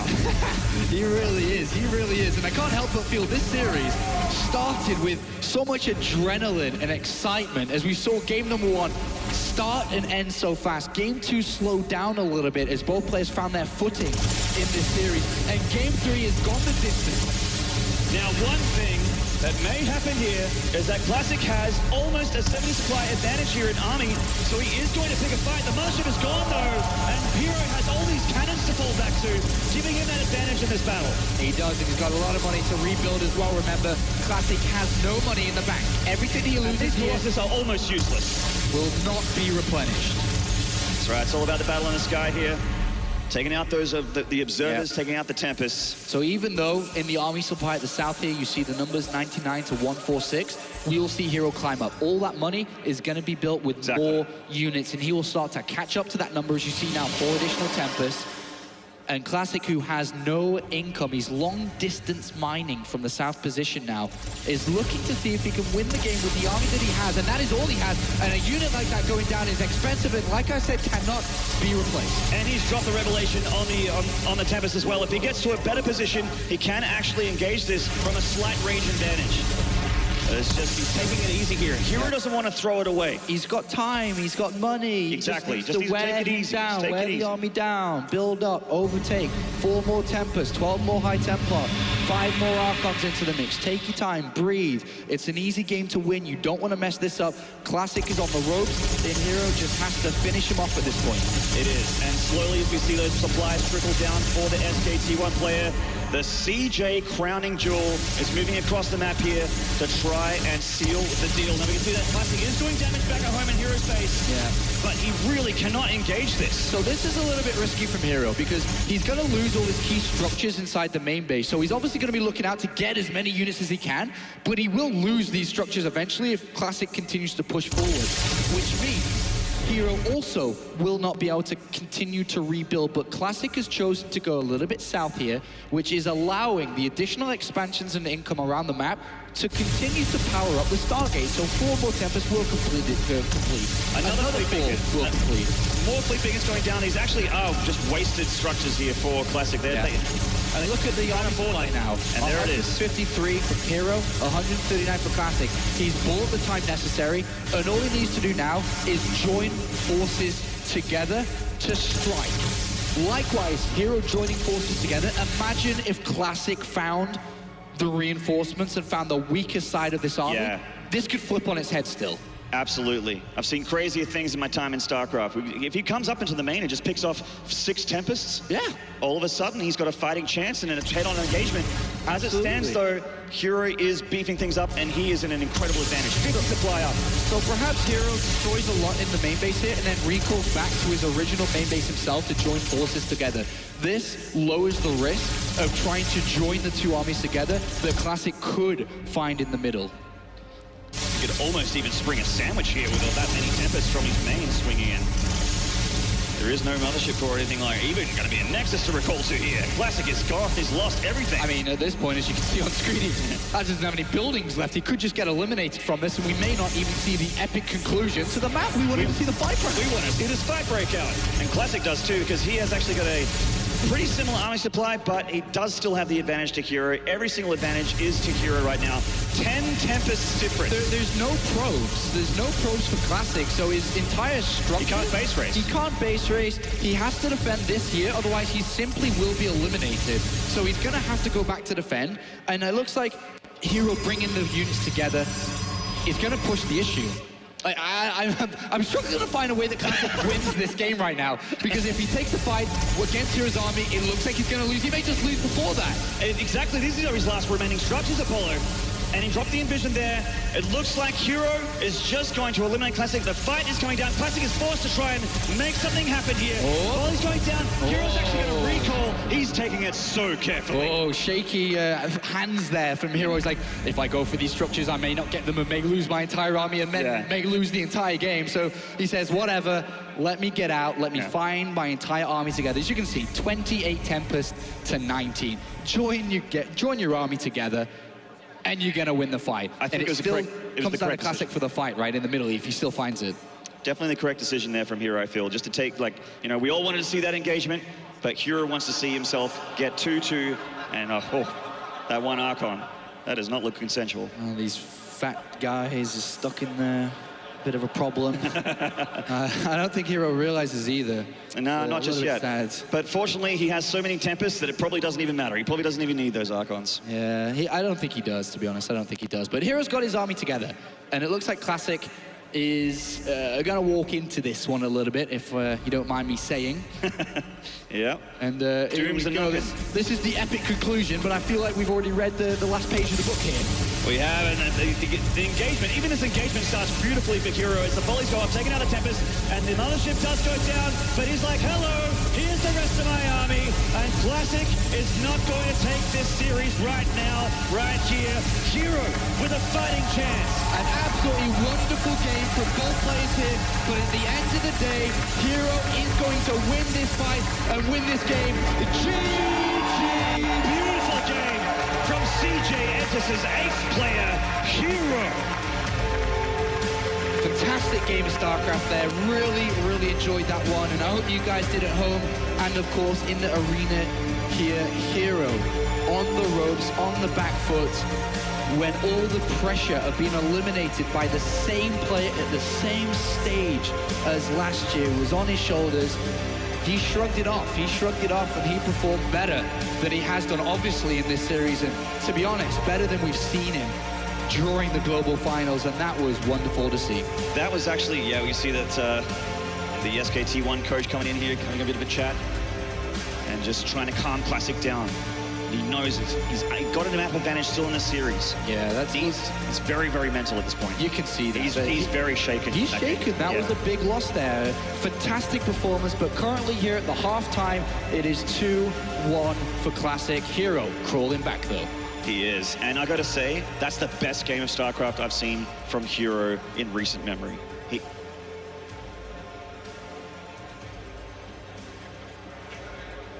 Absolutely insane game 3 after probably the shortest game 1 that you could possibly expect to start this tournament off. I mean, it very clearly looked like Classic was going to crush 3-0, and I was about to be really embarrassed because I called Hero to win the whole tournament. But that last game, I feel like that's the sort of loss that can put Hero back on the map. That is so exhausting to lose for 45 minutes in a row. And we saw him in there with his coach, right? And it didn't look good. He looked very upset by it. And, you know, especially when you look at that game and the fact that there was a pylon, like, in his base for the whole game. And because probes were attacking the building and said, we may as well build stuff.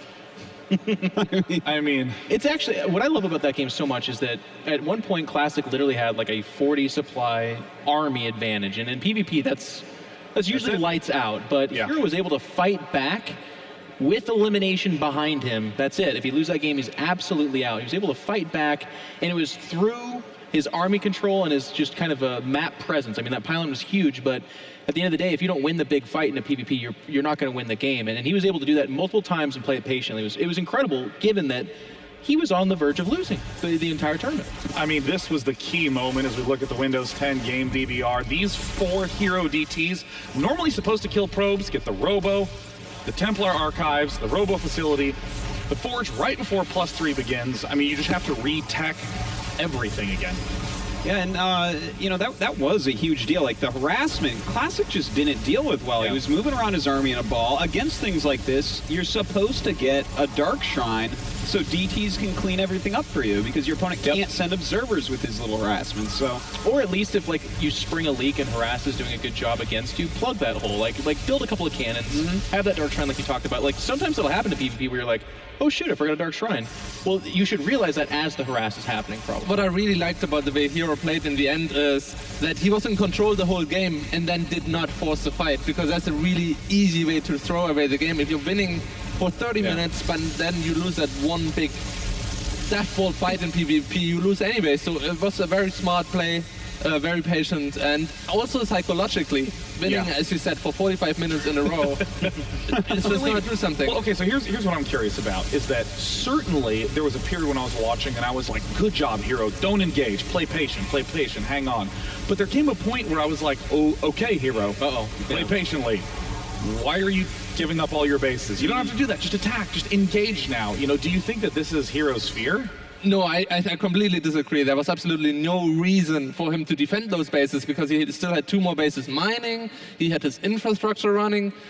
Why, if you mess up one little fight, you lose everything that you worked for the past 30 minutes. And Hero had a lot of supply, but actually the army value itself was still pretty close, even though there were a lot of Colossus for Classic in there that didn't matter. The PvP final battles are gigantic. There have been so many times where, like, you have 6 more Colossus, you have 5 more Tempest, but because you engage incorrectly, you get wiped out. Like, it's so swingy, and I really like that Hero did have that patience, because I have to agree, those bases in the grand scheme of things were okay to lose. Yeah, I gotta say though, like Hero was really clever killing off his own Colossi, but not suiciding them.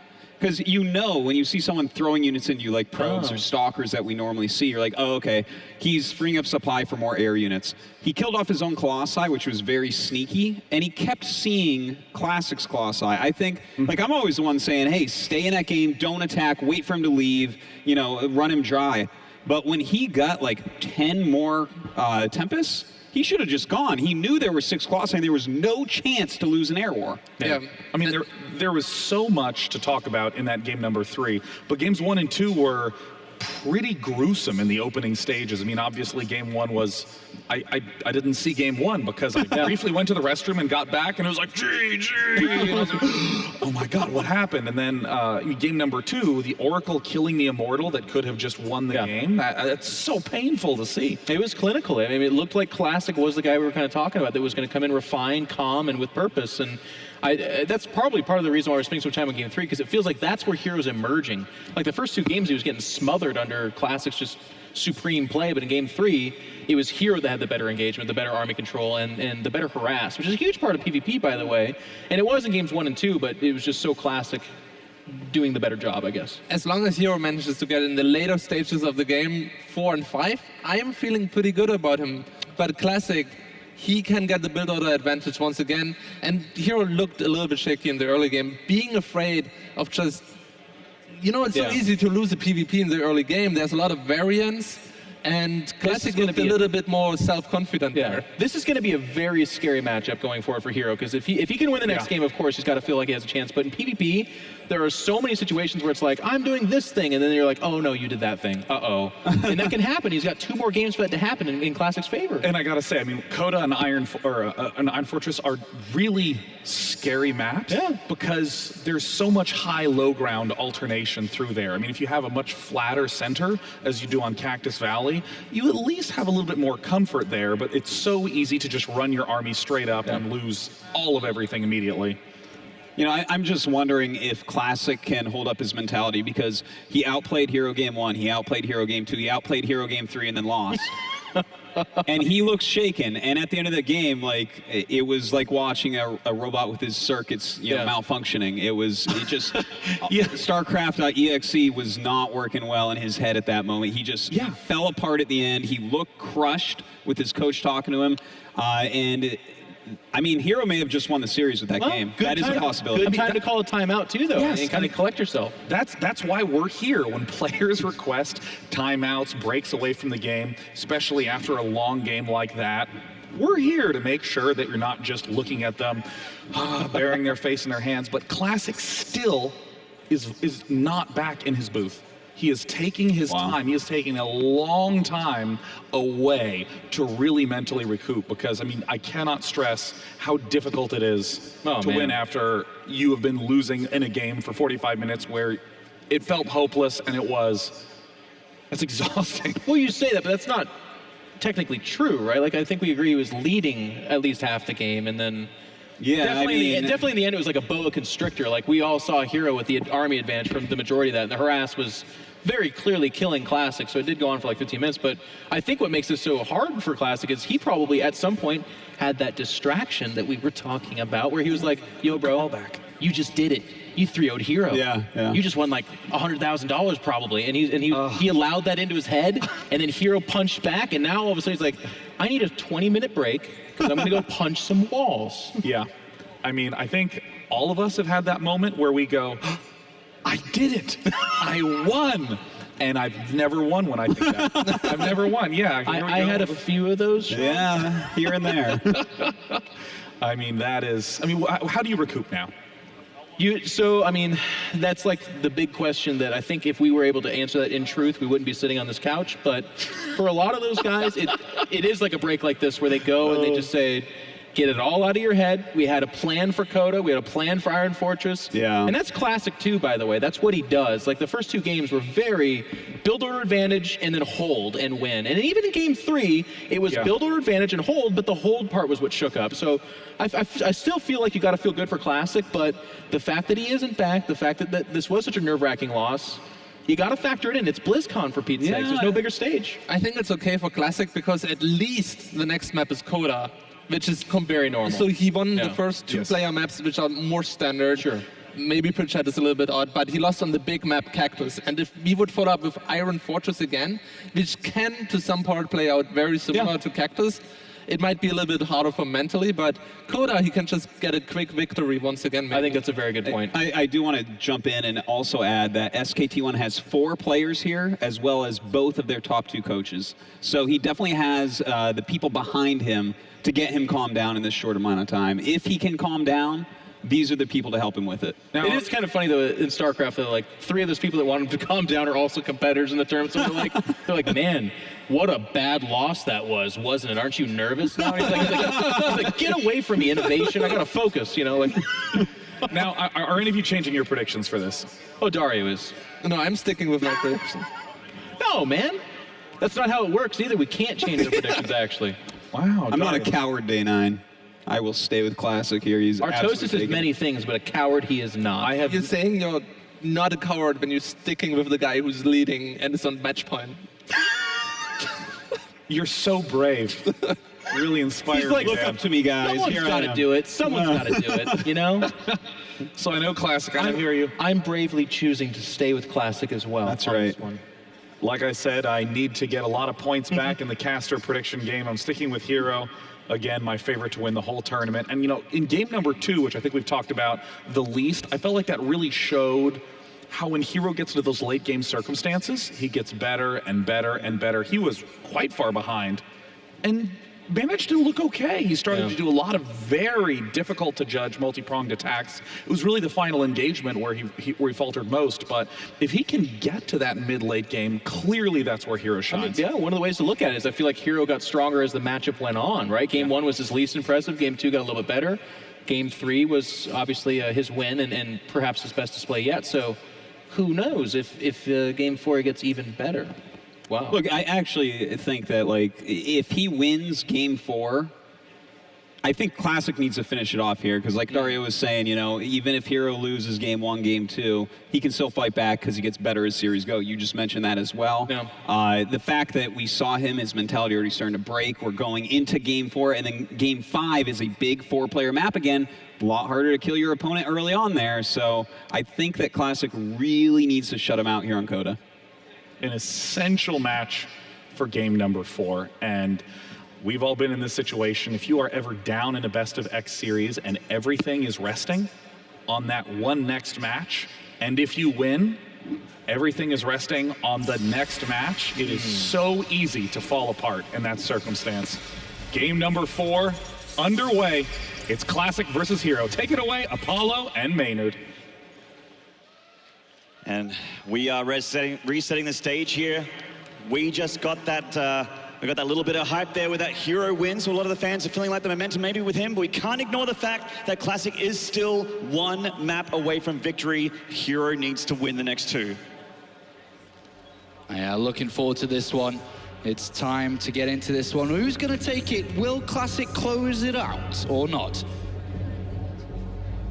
Yeah, it's hard to say, man. I think even the prediction, I'm glad that everyone's brave and sticking with their predictions there. I actually tipped Classic as well myself, but it is so tough when Hero looks that good on Cactus Valley. Getting in Dakota in the top left here. One map away from the round of 4. It is SKT1's Classic.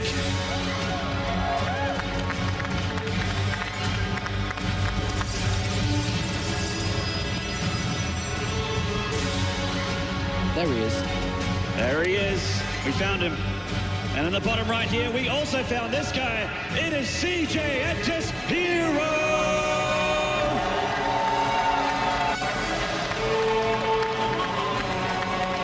The sound system and the thunder of the crowd, you can hear there are a lot of fans for these players here today. Beautiful crowd here in Anaheim. On the world's biggest stage, can you bring the world's best play? Is a question now that we need to see from both sides. As both mentioned, or all mentioned on the couch, is that Classic's best chance to win this series is this map. He does not want to lose 2 games in a row where obviously he's going to be shaken up. Going into game number 5 when Hero's going to have 2-game momentum in his favor, a 4-player map where it is more risky and can be more dangerous, especially against a player with momentum. This is the map that Classic needs to finish this. It does seem like with these 2 players, if you look at them, Classic likes that earlier to mid game. Hero, however, loves that late game. We can see that even when you look at his percentages, when he plays those later games, he does tend to win in this matchup. And so, Artosis is very correct. He is, sometimes. He is. Sometimes. Well, in this case, he is absolutely correct in my eyes. And to continue on with what Artosis said, I popped to get some more water back there, and I ran past Classic, who was having a one-on-one with his coaches. It was great to see. I Love Ove, obviously one of them. Yeah, a legend of the StarCraft era. Legend from StarCraft, now a coach on SK Telecom. Was talking to him, was calming him down. I've no idea what he exactly said, obviously. But it's always good to have that type of manpower behind you, and we'll see if it shines through. Classic is going to scout his opponent much earlier, much faster than Hero. Yeah, opting for that extra scout, it's just a slight income difference, but really nothing to write home about. He does get to see what's going on in Heroville. Not much in Heroville. With the Sentry coming out for Hero, looking like he wants to go for that quicker expand. Yeah, quicker expand. It could be for hallucinated energy, or energy for hallucinated phoenixes. He does throw down a Twilight Council straight off the back of it. So perhaps not. He cancelled it. Yeah, so we'll see. The probe is now left for Classic, but no scouting whatsoever coming out from Hero. He's just going to rely on the energy from the Sentry. But of course, when you get a Sentry this early on, and then a Stalker and Twilight Council and Blink upgrade, you'd imagine, he's not having a Mothership core. So he is slightly vulnerable to aggressive plays, which at the moment, Classic still could go for, depending on how aggressive he lines up with. But that's pretty aggressive. He's chosen a Dark Shrine, indeed. And that is good against a player who has no detection, obviously. So let's see, do we get detection as a Hero? I feel like it looks like Hero wants to drop that Nexus still. And I mean, if he does, it's going to be very, very, very tough for him if that DT comes a knocking, obviously. Yep, indeed. So hitting across the map. Just the one Stalker getting a little bit of map control for Hero. Seeing what's up, getting that vision. Classic. The finisher, as we can call it, the finisher could be the Dark Templar. We've seen games end instantly. At this moment, Hero, 0 detection. He's got 3 gateways, Twilight Council and Blink. This could be over in a very anticlimactic way as he goes in.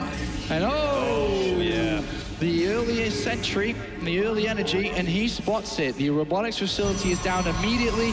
He would probably want to warp in another sentry so that he could force field the ramp, knowing that this is very close to finishing, but he should be fine. This is not going to end instantly. Yeah, he is getting a bit of breathing room here. Obviously, a very well-timed here scout for Hero. Denying this probe, just going to get a little kill there, and the two TTs are coming. Obviously, the robotics facility isn't done, but he can force field them and keep that time up that he sorely needs. Yeah, he's got to buy a bit of time here. We should not be seeing these ends to the main base. As you can see, Hero eyes on the ramp. The Nexus will get cancelled, but that's okay. It's a big investment from Dark Templar for two of them, and Classic is able to get his expansion up behind this. Yeah, there's obviously no way Hero is going to be over there doing the damage. That second force field, not sure if necessary. I think they do two Dark Templar. No, there he is. Second force field not necessary, which means he's going to have to warp in another one, or at least block the ramp for a little bit. He doesn't actually have one just yet. No force field just yet. Oh, Stalker getting hurt a little bit. He does have to let that one in, but the Observer is out, so he can pick the fight. Blink there, keeping that one Stalker alive from Hero. And now he is going to expand himself. Yeah, can safely do that now, so gearing up into that two-base territory. Really nice macro from Hero there to not take too much damage. Yeah, much faster Nexus coming out from Classic. He's also got his Immortals down, so it by no means was a failure at all, this Dark Templar opening. You can go as far as head to say that that was rather good for Classic. He only lost one Dark Templar, he cancelled his opponent's Nexus, he forced in 3 sentries in total, which you don't really want to get at this stage of the game. You'd like to be just on one, but that's 200 gas used in an area which you don't really want to use at this point, because you should be saving up for tech structures and more expensive other units. So it's okay, it's a good start. So Hero's going to go up for a Forge here and try and get a little bit further ahead, not in tech, but just in upgrades. So he does have quite a few Stalkers, and he's heading across the map. He's keeping that map vision away from Classic and just sort of taking the middle of the map away from him. I think back at home. We have the Warp Prism coming out now for Classic, which he can load a Dark Templar in very easily. And likewise from Hero too, both of them.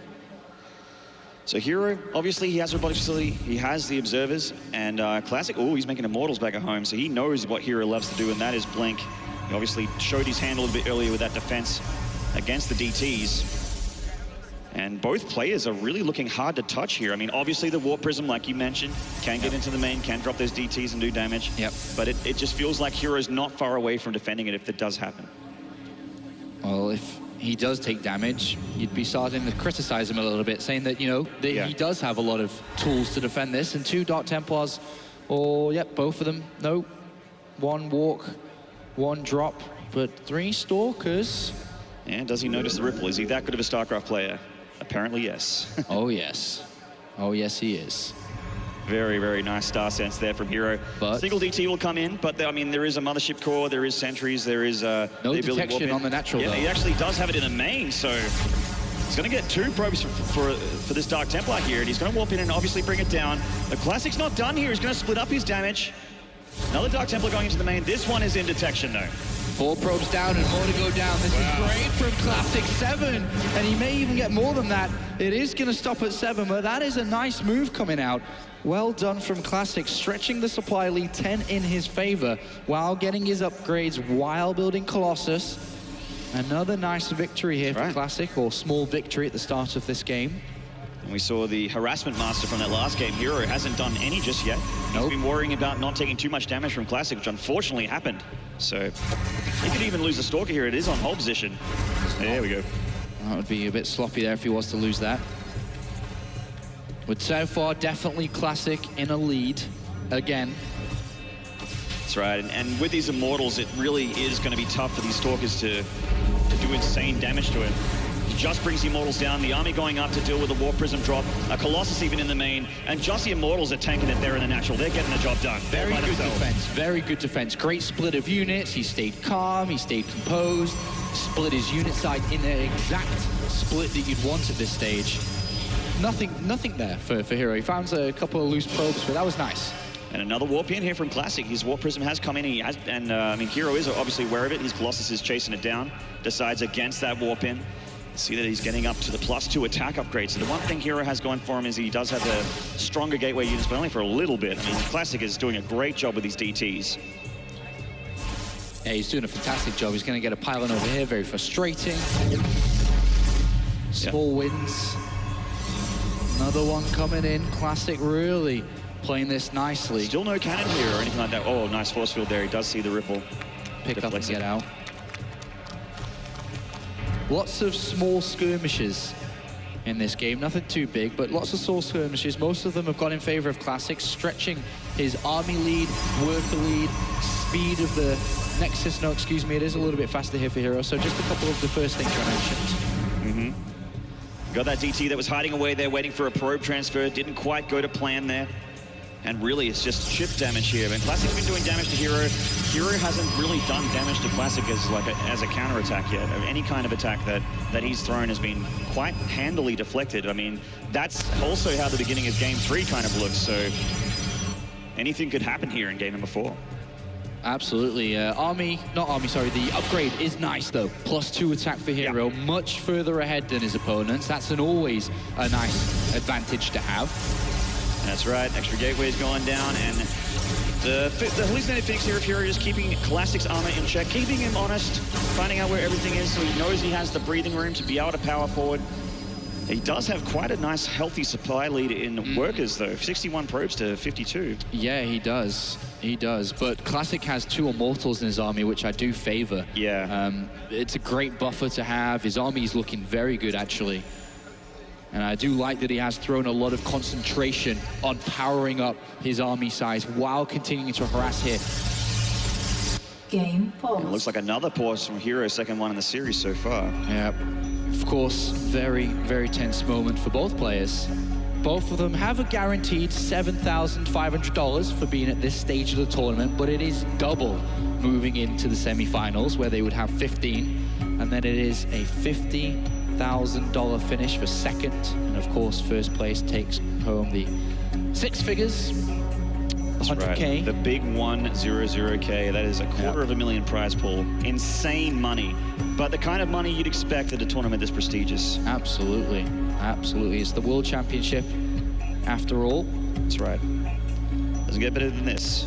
Classic is using this break to also get a little bit of talk here from his coach. One of his coaches, I should say. I think that's the admin, actually. Oh, okay. Yeah, I think that's the admin. Just probably making sure everything's okay. And probably, usually when pauses like this happen, the admin comes over as well and says, oh, by the way, he paused because of this. We'll start the game in a couple of seconds. Yeah. So obviously her0, with these pauses, maybe a little bit frustrating, but he is, you know, he doesn't want to concede anything here. He's taking this very, very seriously. This is his tournament life that he's quite literally playing for. Yeah. Single elim. So, of course, very, very tense here in the arena. You can probably hear a penny drop at this moment, as both players looking to find their way to the semifinals. her0 currently down in this series, trailing 2-1 if you're just tuning in. That's right, if you're holding breath at home, please don't hold it for too long. Prefer you to be conscious so that you can see this game number 4 go down. And it's going to be restarting again very, very shortly. And let's talk about what we sort of left the stage at here. So her0 with the upgrade advantage. Sure, he's got an upgrade advantage for sure, but it is a slight overall advantage for Classic. A little bit of a better army, and that's where his advantage really lies. If they were to fight right now, we force them to fight. I guess you could call it the Heroes of the Storm arena type game. If they were to fight in the middle of the map because they're forced to, then it would go in favor of Classic. He's got the better army currently, but of course, the longer the game goes, there are ways to come back, and her0 does have that Warp Prism out, which he can use. But right now, he's consistently defending, always. Warp Prism here, Dark Templar over there, move my army over here. While all that's going on, of course, Classic deploying the aggression is furthering his army and spending money that her0 has to spend on defending into his army size. And that's kind of where we are at this moment. Yeah, her0 lost like, what, was it 7 probes to that DT harassment in the early game there for Classic? And he's 10 probes ahead at this point, which means he's put a lot of his money back into his economy. Yeah, back into his economy. Which he does have, but when it comes down to it, you're right. If the armies clash, he's going to be in a spot above it. Yep.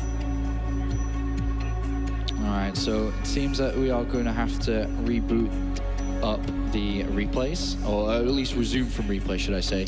Yeah. As there was an issue which will get fixed in a second. But a tense moment here for CJ her0, of course, a 5-time StarCraft 2 champion.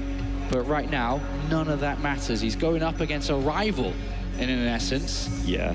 They're absolutely rivals. When we talked about at the beginning of the series, if you guys just tuning in, these guys have, I mean, Classic has the winning record against Hero, but it has been such close series, and they are both very closely matched. Absolutely. I mean, the thing is, you know, we do have the best players in the world here. Every single one of them against each other, no matter which way you look at it. On a good day, we can see upsets easily at the World Championship here. So it really is about bringing the best possible game on the day when it matters the most. And unfortunately, in the round of 16 that happened just last week at opening week, there were favorites eliminated. They didn't bring the best. There's a handful of 3-0s there. Does tend to happen. I mean, StarCraft is that kind of game. Even if you're closely matched, even if the games look close, the scoreboard doesn't always tell the story.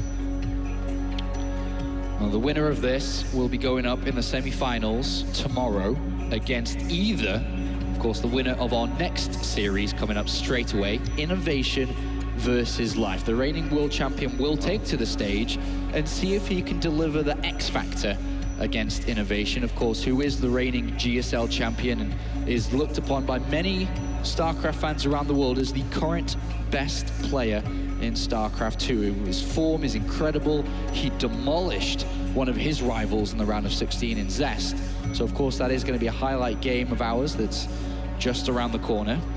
And he also recently won the final season of GOM's GSL as they move into Africa TV. So he is a very recent GSL champion, which is a great indicator of who is the most powerful in the Korean scene.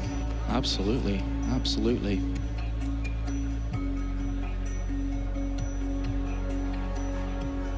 Gonna get into the replays here pretty shortly, guys. Appreciate the ambiance. Yeah, it's the beautiful stage, the beautiful venue. Yeah, it's a nice time to take a bit of a breather, and that's exactly what the players are going to be doing as well at this point. Is, okay, where are we? All right, we're in this game right now. This has been going on. This is what I need to do, and it's a time to refresh. Yeah. It's a time to refresh. It's time to reflect a little bit on what's happened so far. That's right. Not wearing his Blink pin today, not wearing his Star League and Kesper Cup pin. He did wear it at the opening week, but just decided not to wear it today. Hero, of course, a two-time champion of this year in Korean tournaments. Yeah, and Classic he's a tournament winner as well, a Premier Korean tournament winner as well. He's got a handful of those big victories in his back pocket. All right, so from what I've been told is they do need a couple of extra minutes, so thank you for sticking with us. But we are going to head over to the couch with Day 9 and the boys to see their thoughts on how this is unfolding. Hope you're enjoying our new band, Day 9 and the Boys, over here on the sofa. Now, the question I have is that we've talked a lot about preparing for a best of 5. We've talked a lot about the mentality, that's changing throughout a matchup.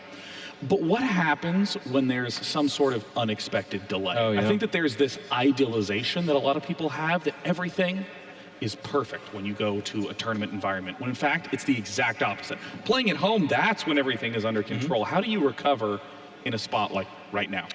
And that is what's so remarkable about these guys is because they've been on the GSL, the Pro League, those big stages, they've had these technical difficulties and they can overcome them. But for a lot of guys, like in my career, I saw so many players, they're at that mass MLG tournament or whatever, and like someone bumps the back of their chair or their mouse comes disconnected, and that just unravels them. They're like, I can't handle additional factors, and then all of a sudden, the entire match is almost gone, and we've seen people freak out about that. So these guys right now, they have to be the champions that they are, and they have to just block it out. They're like, if we need to take 3 hours, we'll take 3 hours, but I'm going to have the perfect setup. Yeah, and I think that it can actually benefit one player over the other sometimes as well. Like, let's say that your opponent is a little bit ahead of you. You can get behind and they get a tempo advantage. They start like harassing you everywhere, and basically everything's happening a little bit too fast for you. But during a big pause like this, while you're just sitting in there alone, you are literally going to think over every second of the game. Okay, I'm going to do this click and then that click, and then I'm going to move these units here, and you're going to be able to, the next few seconds when this game unpauses are going to be so fast. I have a throwback. I want to ask you, because you've been in this situation many a time, but one time I remember, Idra WCG 2007 was Dark Templar dropping you, and the disconnect screen came up. Did it help you that there was a pause in the game, or did it make it worse that your arch enemy was dropping Dark Templar at that moment in time? Well, I thought he was my friend. As soon as he dropped those Dark Templars, I knew otherwise. No, it didn't have any impact. People DT drop me all the time, so it's like whatever. That's actually the play against Dan. Yeah. Switch to Protoss, Dark Templar drop. That's what he did. You know, I like that comment you make about all the little moves that you're going to check, because we glorify, obviously, build orders. Ooh, what's the next big transition he's going to do?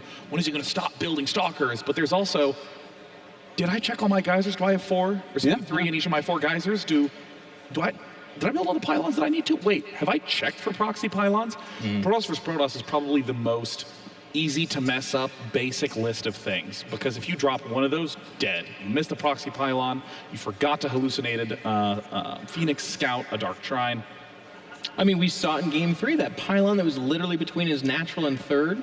He had an observer, he sent a zealot, he saw it, and all of us at home are basic enough to be like, kill the pylon. But he was just so convoluted with everything else that was going on, he never came around to it. So, I mean, he could be thinking about that right now, could be racking his brain. The kind of stressful time, too, is when you like just throw a hallucinated Phoenix through the base and you just see the Dark Shrine, and then the game's paused for like 20 minutes, and you're like, because sometimes you ask that question, like, did he actually see it? But in this case, you're like, yeah, he totally stopped. Yeah, I guess I would. Oh, gosh. I like, this is the one that you were just talking about earlier, Dan. It's like, look at that pylon. Yeah. Tell me he doesn't see that. You know the thing that probably happened there? He's flying over right now. He probably thought it was his pylon. Yeah, I have had that happen to me before. I have seen, like, I think I saw Huck do this once in a tournament where he just put it in the opponent's base near his other pylons and never saw it. Yeah. It's like, this can happen to even the best pro gamers, and you know, everything's moving so fast. But you're right, if we had a pause there, he'd be thinking like, where are all these zealots coming from? And he'd probably look at it. It has to be somewhere close, because I feel like they're here all the time. He might actually have moments where he tried to warp in units and then was wondering where his reinforcements are coming from, like trying to defend the drops that were actually happening from that pile. Yeah. I've never done that, but that would be an incredible moment in time where you're like, nothing's coming. So at this point in time, like the Dark Templar opening freaked me out, because that is literally the saddest way to lose the final game that eliminates you from a tournament. That hurts. Barely spots it in time. We see, again, a little bit of shakiness, an extra force field that's needed, but at the state the game is in, where that ramp is happening, where they're starting to get a bunch of Colossus and upgrades in a third base. I mean, what are the big trip-ups that can happen?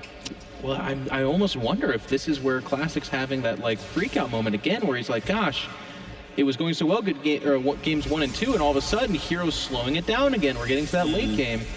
And even the Dark Templar defense here was really, really strong. Like, look at the double force field behind this. He sees it instantly. None get in. Buys time for himself. And later, by the way, too, I don't know if we have it pictured here, but the Dark Templar get dropped off in both the main and natural, and again are expertly defended. Like, sometimes these kind of openings happen, and then you lose 5, 6, 10 probes as the game goes on, and those 5, 6, 10 can be the difference between winning and losing. Yeah, totally. But I mean, I think this Dark Templar opening did enough, despite the fact that it got canceled. You know, it's not like he wanted to build 3 sentries this early on. Right. He had to cancel, you know, his Nexus there. The Nexus gets up quicker for Classic, but does this throw Classic off? Because you know he's like, can I just maybe get this win by sneaking a DT up? Can I disappoint the fans with this win right now? And that's what I was talking about. There's so many moments in PvP where it's just like, yeah, I was going observerless, blink stalker, a DT shows up, GG, over, 100%. And that's exactly, I think, what Classic was going for. There's a lot of builds where that can happen. Even an Oracle or Phoenix opening, if the Oracle's across the map and doing something and a DT shows up in your main, that can be game-ending damage. But none of that happened. Hero is peering into his like little crystal ball, and he's starting to get into that late game again. I think we shouldn't necessarily count out Classic, because it's like all we want to talk about is how much better Hero played the late game. But Classic was still there too, even ahead at some points. You know, I think the hardest transition late game PvP is the Tempest transition. Yeah. That results in some of the most embarrassing, dumbest moments in PvP I have ever had, where my Tempests are at 70% and then I die. Or I build way too many Tempests and he actually didn't build any and just kills me with Stalkers. Oh, man. So, you have to be so careful. I think 3 sentries, which is the amount that Hero has right now, is just the right amount throughout the game to continue to scout, to continue to check, to make sure you have a Guardian Shield for that big fight, and not to overcommit down one tech path. It's very easy to overmake Colossus or overmake Tempest. I mean, that final transition, I think most Protosses don't have a lot of experience in. It's a super unique matchup where literally there's going to be a point in the game where you kind of like fold your arms and look and go, I have an Immortal still. I need to get rid of him. And then it's like, also these 4 Stalkers are exactly enough to one-shot probes. I'll send them out. You know, like there's no TVT where they're like 7 tanks or 6, I'm going to go with 6. 6 is the right number. Like, you don't really do that, but in PvP, it literally comes down to each individual unit. And we saw that in that game number 3. Like, the 5 or 6 Colossus, you were saying this the whole time we were talking about it. Like, no, they don't have anything to shoot, so they're just dead space. And looking at the units of Hero, I'm actually liking his position because he opened up with a lot of observers to deal with the Dark Templars, and he also has the sentries to make a hallucinated Phoenix. So he has complete vision control of the map, as long as he manages to survive. For example, Classic, on the other hand, has 2 more Immortals we were talking about that can definitely help swing the tide in a battle. So as long as Hero survives for the next 5 minutes, I feel he's in a really good spot. Yeah, and I think at this point in the game, he only has 2 Blink Stalkers, I believe. Yeah. Which is, it's a little unusual to 2 Blink rush. Stalkers is like a Phoenix, right? It's like, well, what does this do? Yeah, well, the funny thing is guys show up to the office, they're like, what is it that you do? I work with my friend to pick off probes twice a game. Kinda. But We can kill observers. I think my favorite part of what you said, Jeff, was the really strict analysis you do in the late game. Yeah. We even heard Apollo and Maynard talking about this, where they're like, there's a Zealot counterattack, and if we count the Zealots, that's 28 supply. Yeah. If we look at the probes, it means that this is happening. That might not be good. It's killing a Nexus right there. They're not spaceships. Yeah, I mean, it cannot be stressed enough that in PvP, the big final fight is it. Everything is so focused on that big final fight. You know, TVZ, we've seen games where the players are whittling each other away all game long. Main armies clash constantly, but PvP, it's the one fight. And it becomes, it's like everything gets hyper-focused and weird too. We saw the Mothership itself get picked off twice, and that is a gigantic deal specifically with their army compositions, because you do not want Tempest with Mothership. Well, if you have that, you do, engaging just Tempest, because they'll be whiffing on shots, they'll be focusing a single volley into the Mothership itself, and then that's several volleys into the Tempest, and all of a sudden you're up 8 or 9 Tempest. Like, it gets really weird and hyper-focused. And that's what's so cool and beautiful about this matchup, too, is sometimes it's just the critical error of, like, I took all my Tempest and shot into one thing, whereas, like, the really skilled player splits them up on 6 and 6, and they each one-shot something. It gets crazy, not even on just on the unit composition level, but also on the micro level. And that's where I feel like if Hero can get there, as Dario said, it starts to become a little bit of, wow, game 5 maybe. I hope we go to a game 5 so you can sweat and I can high-five Dario. I like sweating. I think I want you to sweat. Dan, sweating's great. We'll sweat together. All right, that sounds fantastic. But I want to remind you guys is if this goes to the late game, one of the biggest problems last game for Classic is he didn't have a Dark Shrine. Yeah. But he DT rushed this game. I tell you what, he has a Dark Shrine.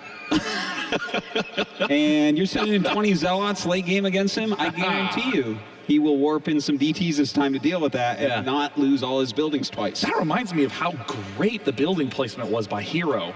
I mean, just perfect walls. And it's that efficiency of buildings where they weren't extra pylons or extra gateways. They're the gateways and the pylons that he was going to be building anyways. And that army of Zealots ran straight into the DTs, which easily defended. And it's just that hyper efficiency that's just so elegant. That is Hero. Tis. Dario, what's your favorite part about Protoss? My favorite part about Protoss is that in Legacy of the Void, force fields are not as important anymore. Okay. So you're saying force fields are your favorite part about Protoss? I think actually that's I've never heard a Zerg say that before. That is so interesting. Quill, let's call David. David. Bring back force fields and Legacy of the Void, please. Thank you. Make them larger. just covers a natural expansion. You don't have to move there. Still 50 energy, but destructible. Force fields actually become destructible rocks. It's just They have health, but they stay there until they're destroyed. So like you can show up to a Protoss base and there's just like a screen-wide size of just force fields. You're like, well, this is going to be annoying. Now, to ensure that Dario cannot defend himself and cannot claim that he, in fact, doesn't like playing against force field as Zerg, let's throw it on over to our casters as we have Game 4 continuing right now. Hello again, all you StarCraft fans at home, and hello BlizzCon. Wakey, wakey, everybody. It is time, almost, to get back into the game. We have figured things out backstage, and both players are ready to see, well, we're all ready to see, including the players, who ties the series, if he can tie the series, or if it's all over for Hero. Yeah, Classic could move into the semi-finals with a victory here on Coda. The game is almost loaded back up. The players are ready. As you can see on the screen right now, and of course, on the stage, Hero praying For the last 5 seconds before we jump into this one, it is all or nothing for Hero. That's right, a Classic rolling up his sleeves. I've got some work to do, says the SKT1 player. And the CJ Entis ace is going to try and show everyone why he was always talked about and hyped to be the best Protoss player in StarCraft 2. Let's get into it, guys. The game has resumed.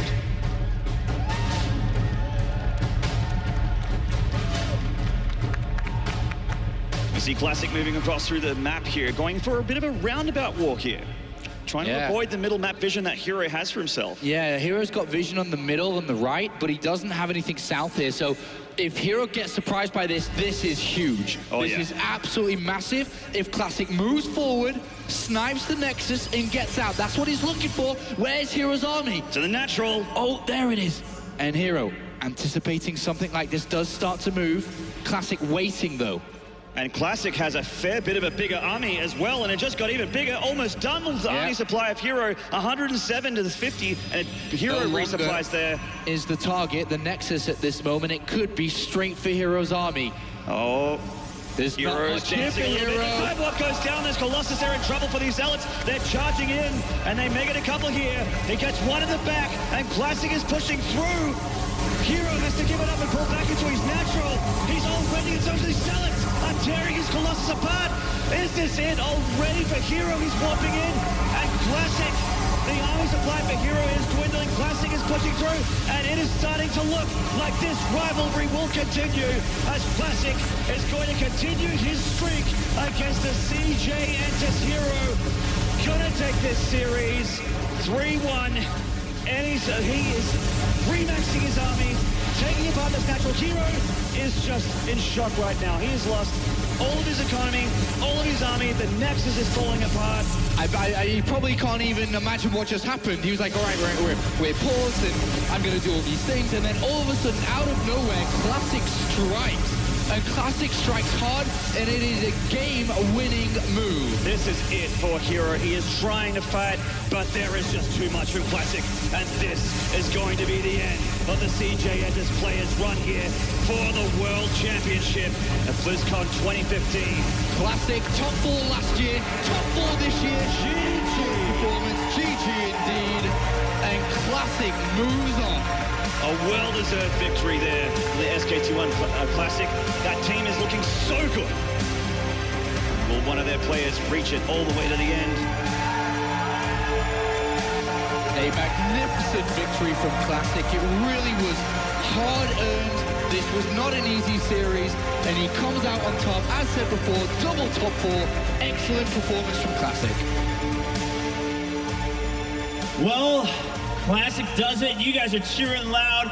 And 3-1, of course, a little bit of a slip up in Game 3, but taking down Hero once again.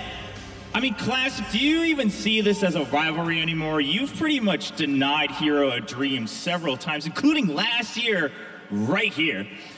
이번에도 이제 3대1로 이기셨는데, 뭐 지금쯤 되면 더 이상 라이벌이라고 생각을 안 하셔도 될 것 같은데 기분이 어떠세요? 제가 하도 이겨서 일단 준우랑 하는 건 자신감이 있었는데 2세트까지 이기고 이제 3대0으로 이길 줄 알았는데 3세트 때쯤 제가 못해가지고 다시 집중해서 4세트에서 무조건 이기자라는 생각으로 했는데 잘 이겨가지고 이제 라이벌보다 제가 좀 더 위이지 않을까 싶어요. Well, you know, I came in really confident. I've beaten him countless times before, so, you know, I was feeling comfortable. When I was up 2-0, I went into Cactus Valley and I was like, I can beat him 3-0. I did make a mistake, went down, gave him a map, of course, still up 2-1, and I said, well, I gotta finish it in map number 4. I won 3-1, and now, yeah, I think you're right. I don't think we're really rivals anymore. I think, you know, I'm at least a little bit ahead on top of Hero. I'm definitely going on. This guy's moving on to the semifinals, ladies and gentlemen. Now, I want to ask you this, too. Now you're moving on to the semifinals here. I mean, you were here, of course, last year, too. But if you win BlizzCon, I mean, I would assume people here are going to be chanting your name. How much would it mean to you to be able to hear Classic fill this arena? 올해 이제 다시 이제 준우승 준결승까지 이제 가셨는데 만약에 여기서 우승을 하신다면 정말 애나임 캘리포니아에서 클래식 그걸 계속 들으실 수도 있어요. 만약 그걸 들을 수 있다는 게 얼만큼 큰 의미가 있을까요? 그냥 그게 이제 프로게이머로서 최종 목표일 수도 있을 만큼 그 승리하고 환호성이 정말 많은 힘이 되거든요. 그래서 저도 그걸 꼭 느껴보고 싶어서 이제 4강에서 떨어지지 않고 결승 가서 꼭 우승하고 싶어요. 4강에서 무조건 결승까지 갈 자신 있으세요? 솔직히 4강이 제일 고비인 것 같아요. 제가 작년에도 4강에서 떨어졌고 대신 4강만 이기면 우승할 수 있을 것 같아요. Well, hearing your name fill a stadium is every pro gamer's dream, and that's what's motivating me this year too. I think, you know, if I can go to the finals and hear that, that'd be such a dream come true. And if I can just get over the semifinals, I think that's always going to be my hardest obstacle. But if I can beat my opponent in the semifinals, I think I'm going to be picking up that trophy. Ladies and gentlemen, Classic moves on to the round of 4 here at the WCS Global Finals.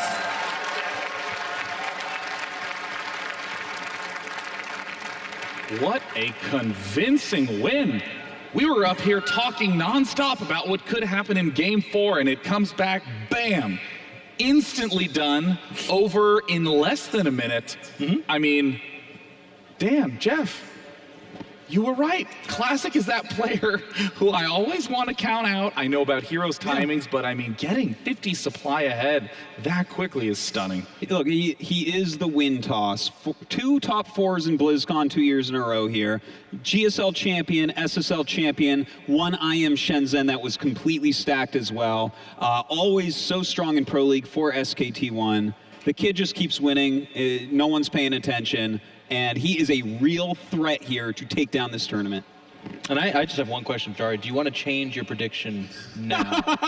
Yeah, I think I'm gonna go. I feel like I'm gonna go with Classic. Okay. All right. What about you, Sean? Well, I think Hero could... No, I'm sorry.